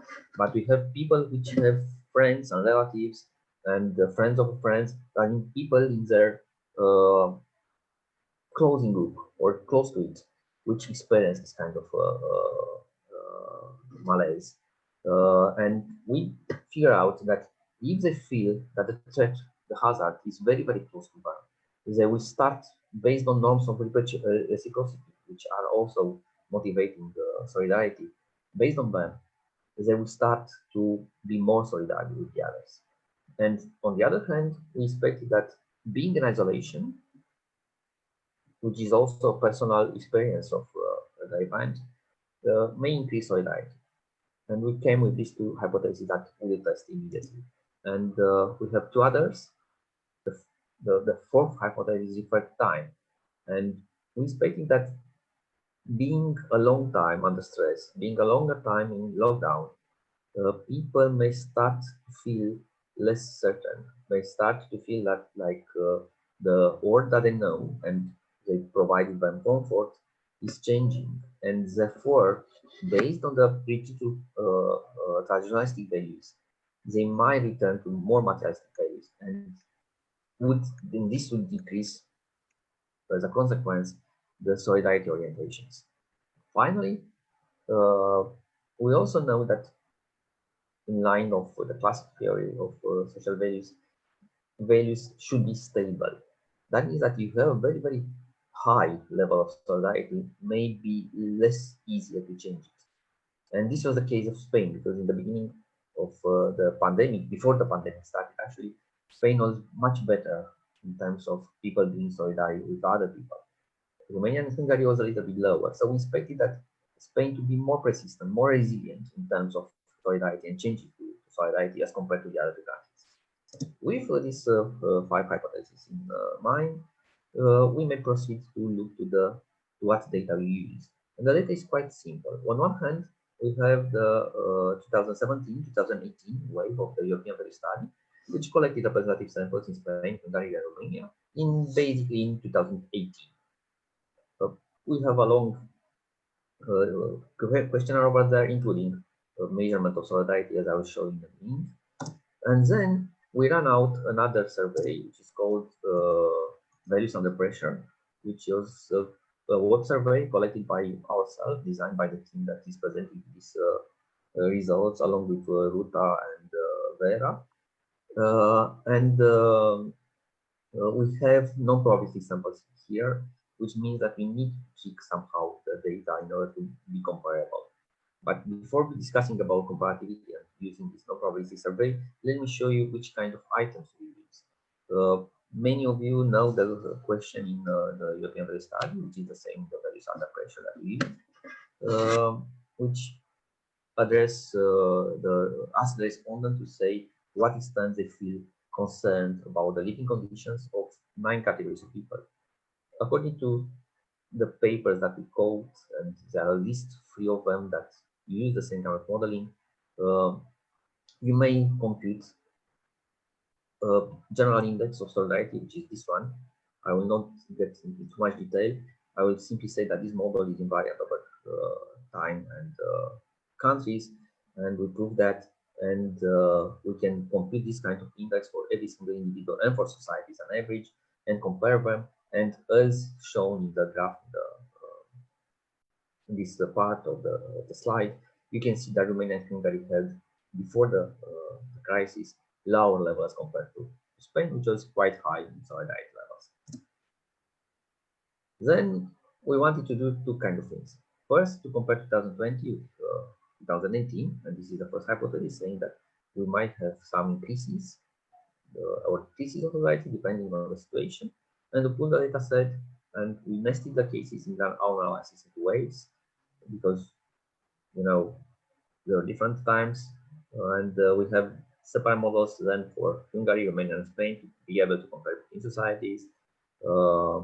And then we did some tricks that I will show you in order to test the first hypothesis. The second hypothesis was the second set of hypotheses was easier to test because we deal only with the sample from 2020, and we looked to the effects in that sample.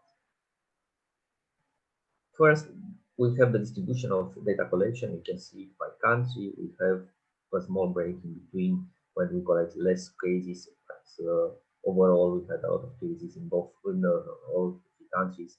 And we run multi-level models, as I said, with cases nested into the survey, and also in the day of data collection in order to control better for the incidence of number of cases in that sample. Also, we run unweighted models, but with controls for education, gender, age, and so on and so forth. Weighted models, and we check if we have the same kind of results. Then we use stream weights, meaning that we remove from the analysis the cases that receive high weights or very, very low weights.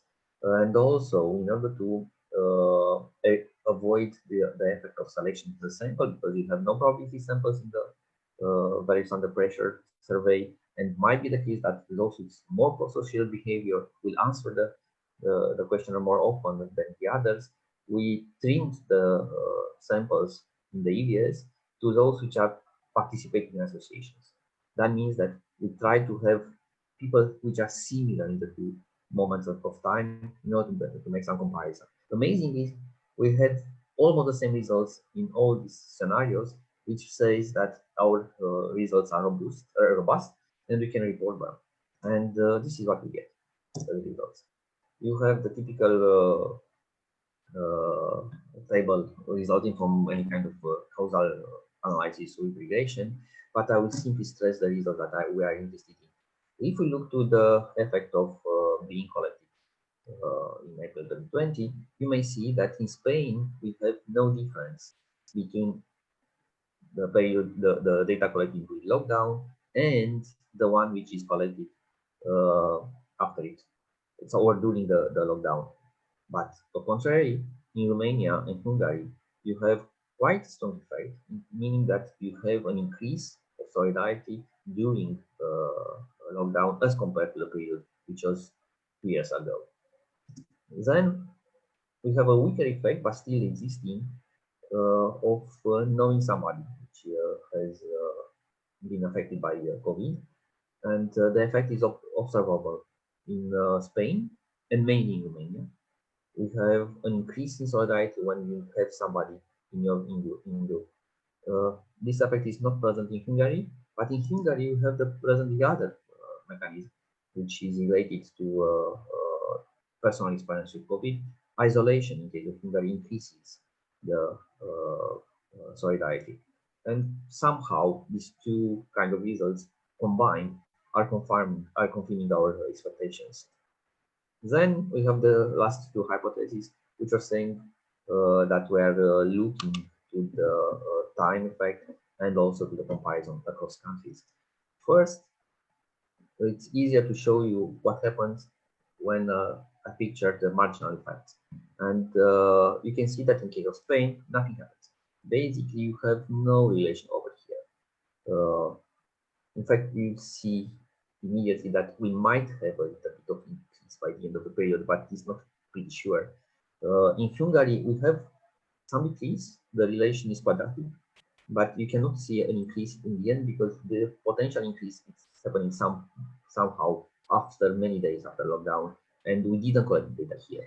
So we might be the case with an increase, but it's not sure. We have mainly a decrease from an initial larger level than it was in 2018, and then you have some decrease. In case of Romania, the pattern is almost different, almost completely different in the sense that we have an increase as in Hungary, then we start to decrease, and then quite soon we start an increase in orientations towards solidarity, which is confirming both hypotheses somehow, and it's also confirmed when we model the independent variable, that means days under lockdown, as categorical.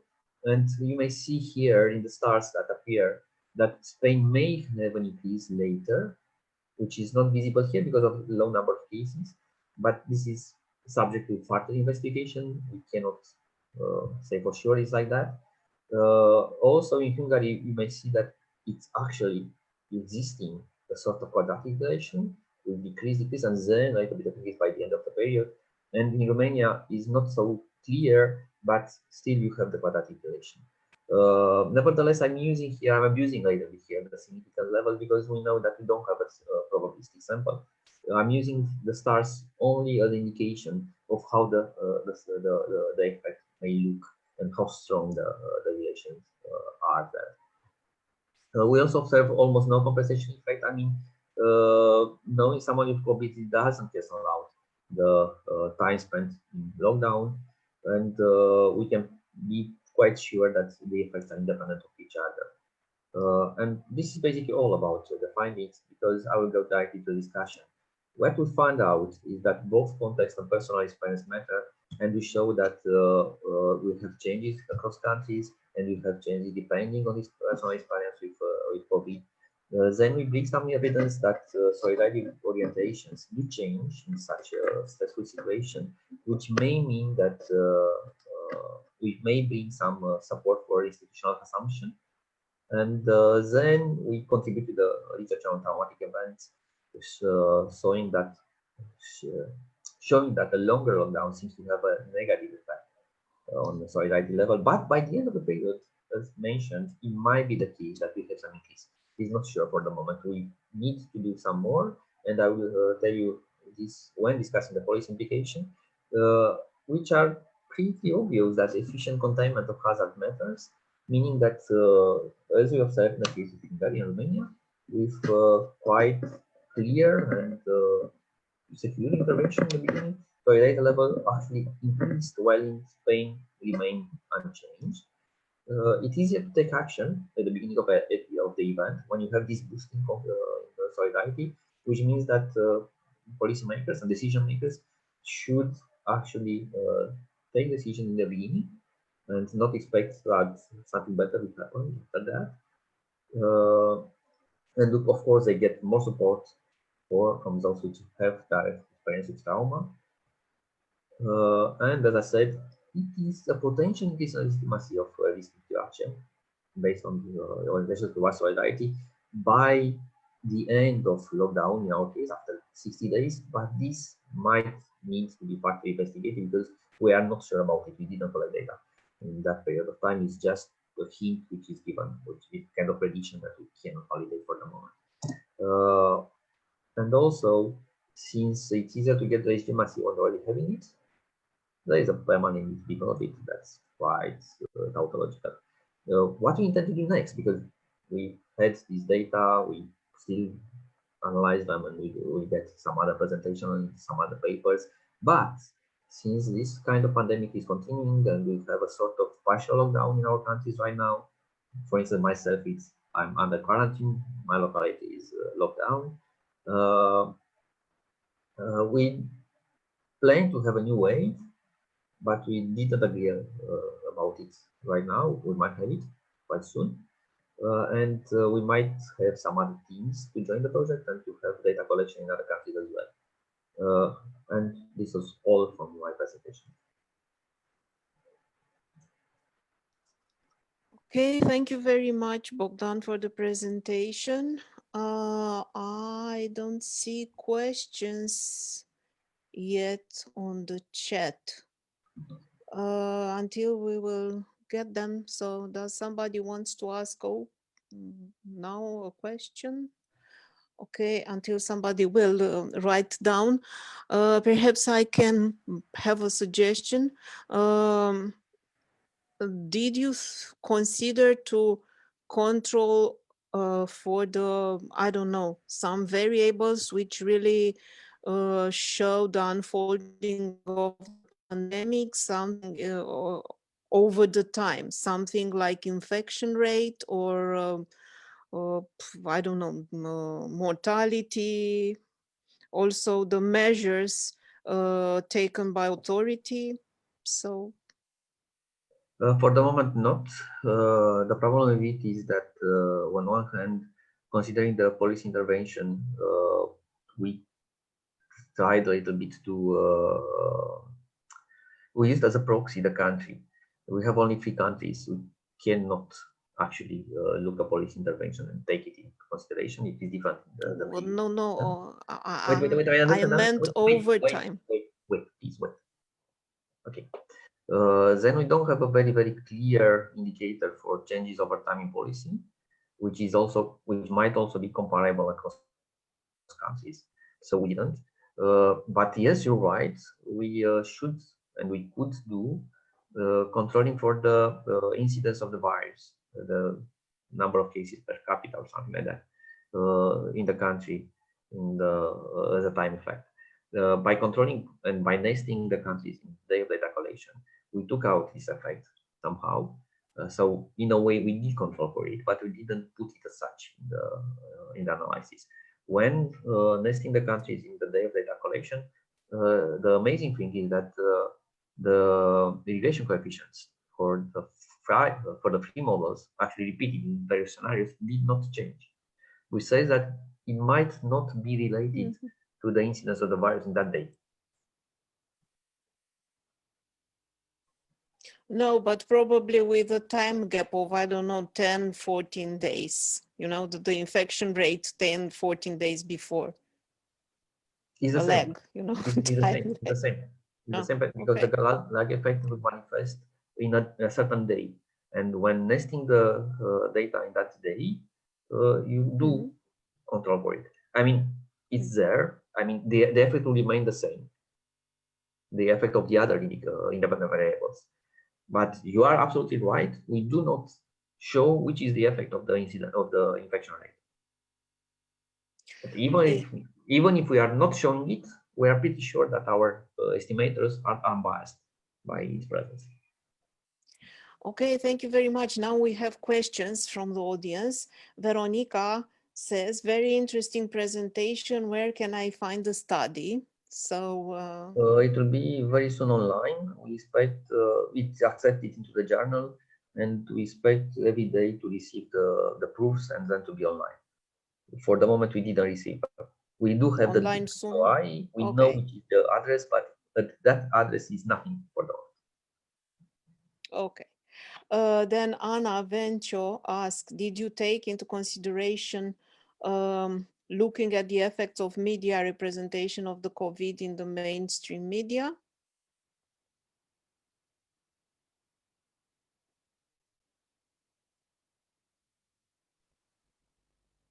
Of constructing representations about the pandemic and the context.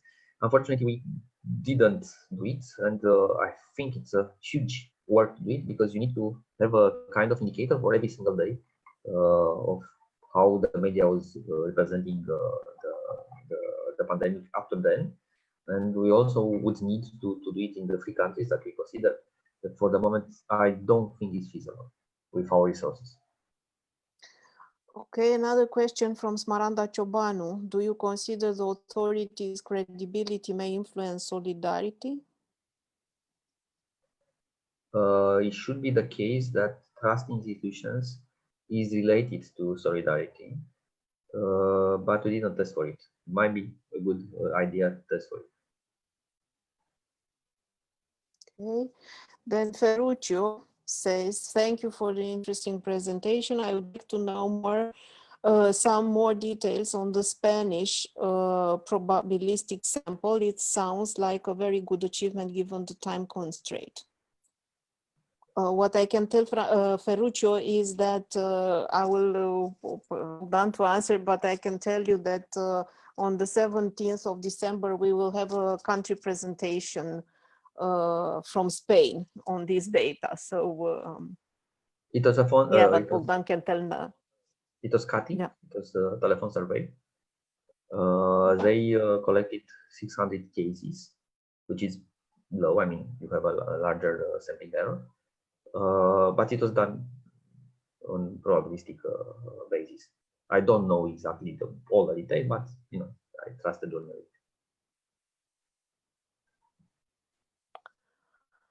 Okay, if there are no other questions for Bogdan, thank you, Bogdan. Thank you, his team for the presentation and for taking time to tell us the results.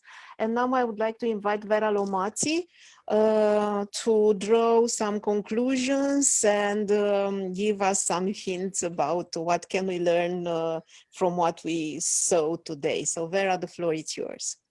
Yeah, thank you, Malina, and it's a very challenging task, the one that you gave me. And so first of all, I present shortly myself. So I'm Vera Lomazzi, and I'm made in Italy, but I'm working in Germany at Gesis in Cologne, where I am a senior researcher, and I am also the secretary of the executive committee of EVS, and I'm co-chairing together with Ruud the standing group for the study of values. And I'm very happy to have received the invitation for today. But generally speaking about this webinar, I really thank you, because it's really amazing the work that has been done, and also the full presentation. But also I'm happy to see also in the audience so that there are a lot of colleagues from the EVS, and also a lot of EVS friends. So this is very nice, because tell us that EVS is not only a survey program, but is a community of scholars. So this, I think, that is very important to enlighten this.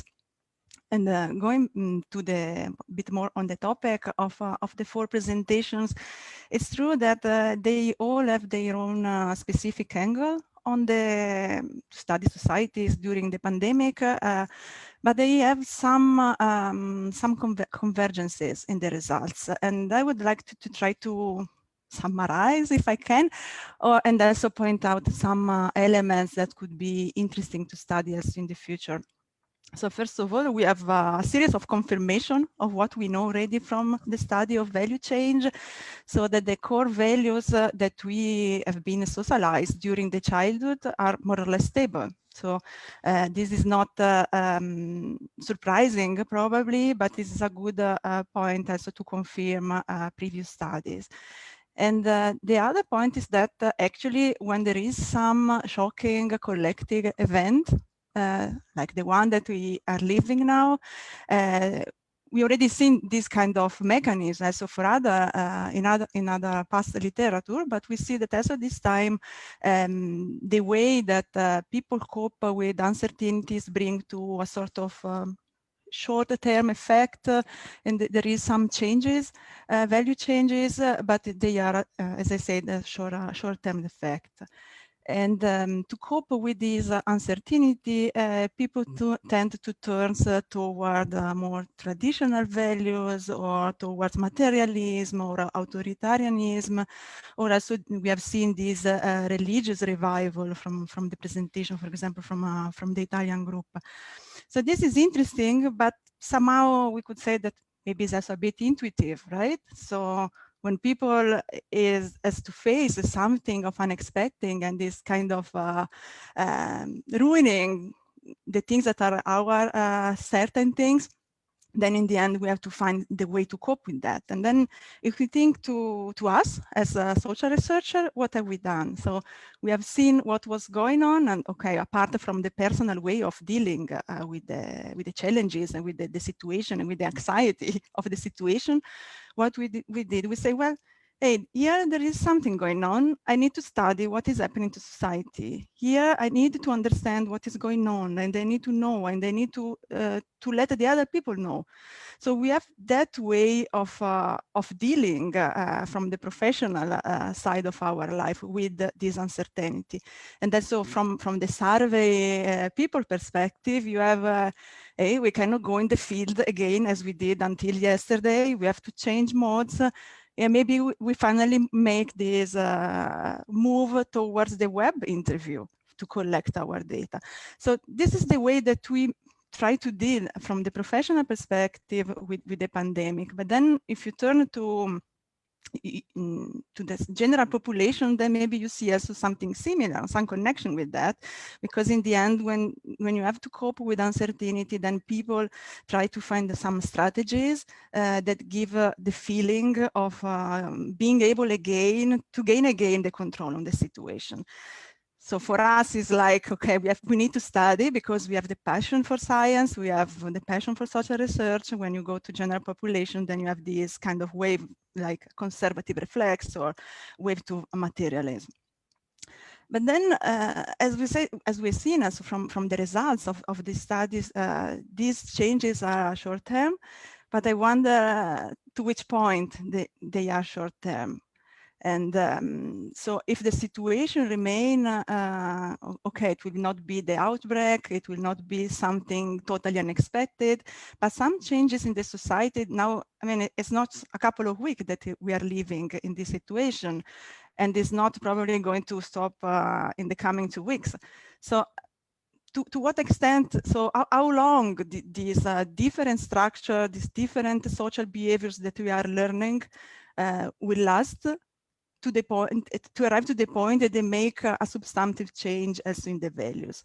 So this is something that we still don't know, of course, but I'm thinking also to the paper from Malina and Delia, and they have this emphasis on the social behaviors that can have also an impact on values. And then also there, I mean, if you think to the different way, let's think only to home office. Huh? So we all are, I see the people in the video, we are more or less everybody from home. And so this is something that we are all experiencing. So this is changing something in our social behaviors, but also the implication, thanks to work-life balance, but also job satisfaction, the implication for gender equality, the implication also for the relationship with colleagues. I mean, everything is changing. So I wonder if this situation, I mean, many things probably will come back as they were, but not everything, I guess. So something will come with us. And then I wonder what this will mean also for the education of children, education to values in the family, and the new way that we are living, which kind of impact will have.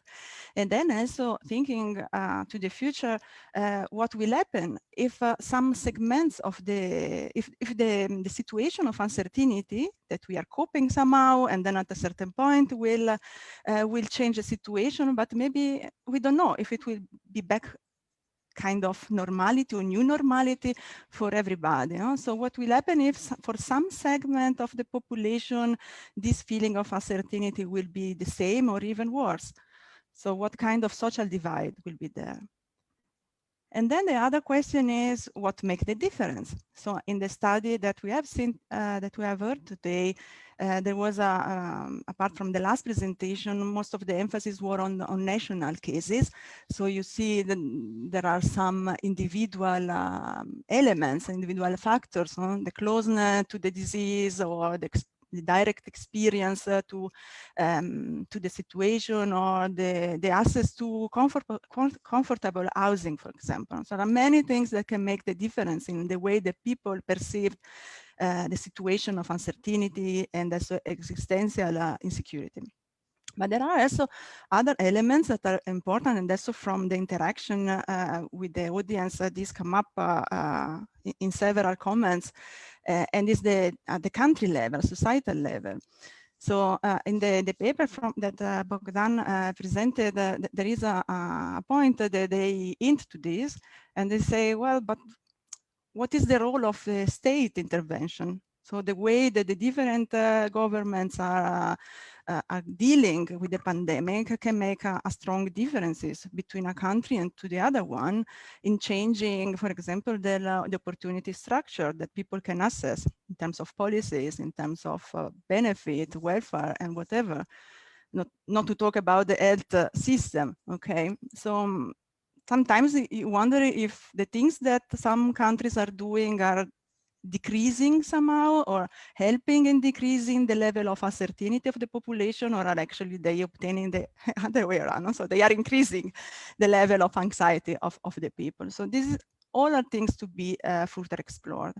The next point that I think that it's necessary to point out is the need of contextualize all these results. And here again is the theoretical approach that you can read in the paper from Malina and Delia again, because they give a strong suggestion in this point, and I think that is really straightforward, because yeah, okay, we are interested in the pandemic and what is happening to our society, but it's important not only to consider what is happening now, so before and afterwards, but also to take in account the pre-existing situation and context and the different conditions that were already there before the pandemic arrived, and then after, also to analyze the impact of the policies, right? So you need to consider these pathways. And these pathways, of course, is not only the past and the present, but also the future. So, and here again is one of the suggestions from Bogdan presentation is which would be the implication beyond the health emergency of the current policies. We know also from the austerity measures, the austerity policies during the economic crisis, they were thought to recover, to make country recovering from the crisis, but had very negative impact, for example, for gender equality that decreased because of those policies. So there are many things that need to be addressed, and us as scholars, we need to feel this responsibility to find a way to answer or to give our contribution in this direction.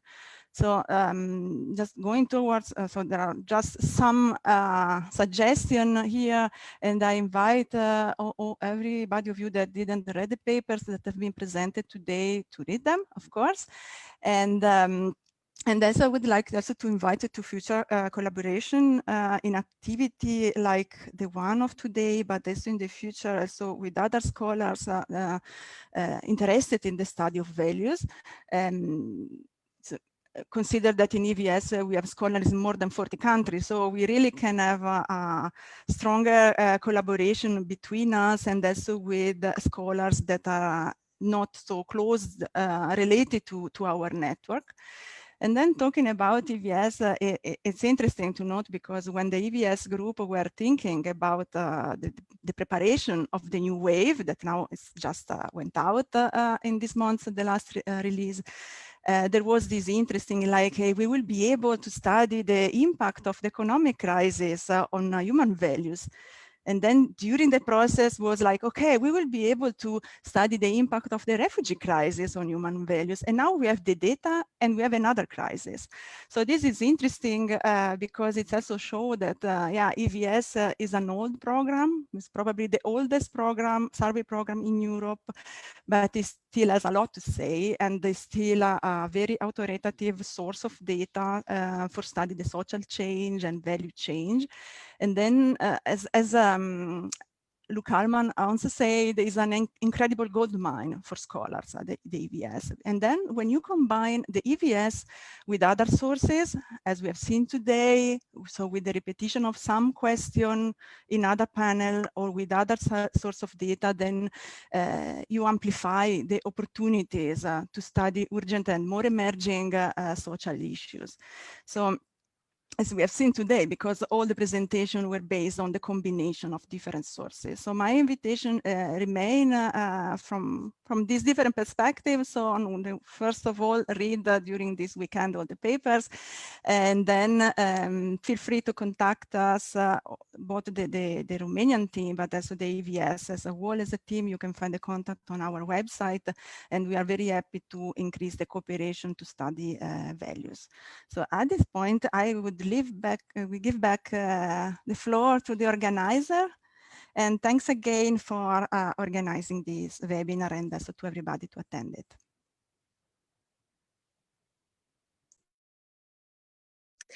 Thank you very much, Vera, for the nice words and for really reading and thinking deeply on what we said and what we published. So I agree it was an effort, but it seems it's really worth, because you drawn very interesting conclusion from our work.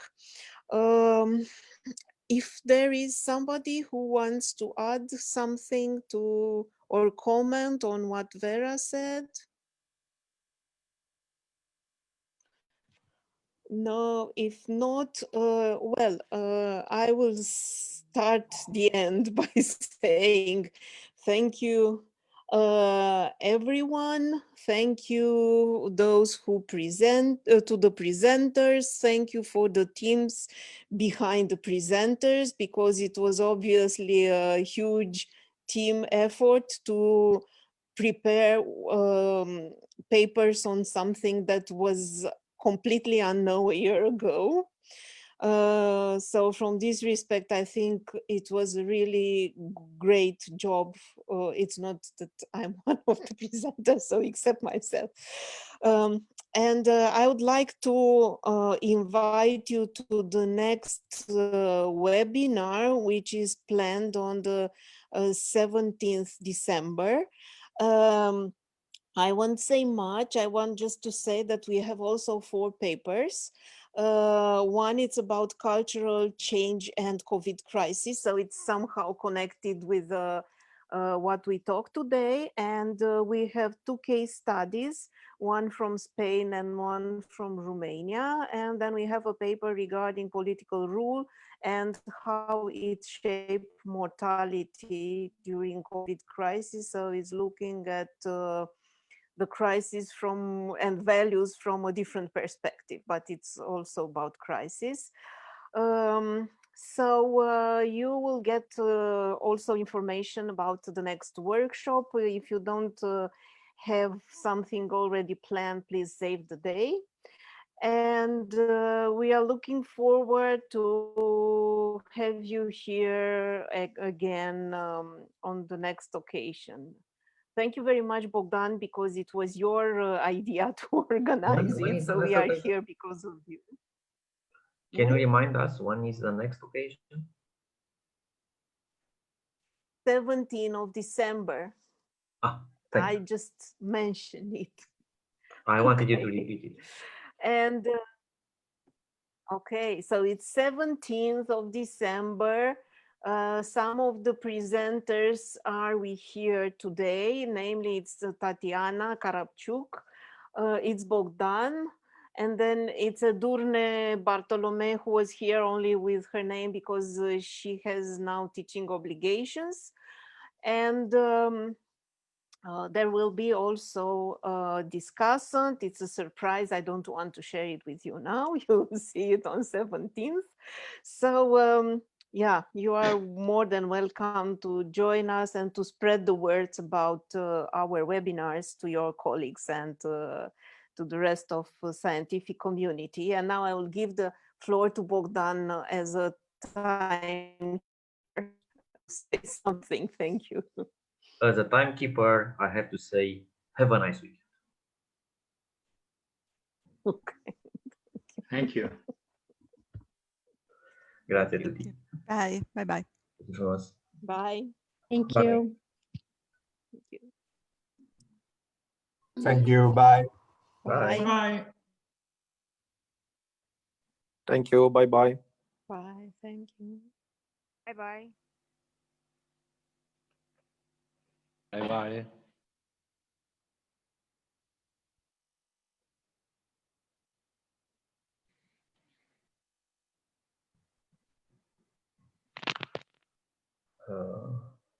I will save the chat. What do you think? I will save the chat. Yeah. Just save the chat. Yeah. I have no idea. Because some of the questions and the comments are really good and good to have them. My computer. And perhaps you can stop sharing it on Facebook because now Yes. it's over. And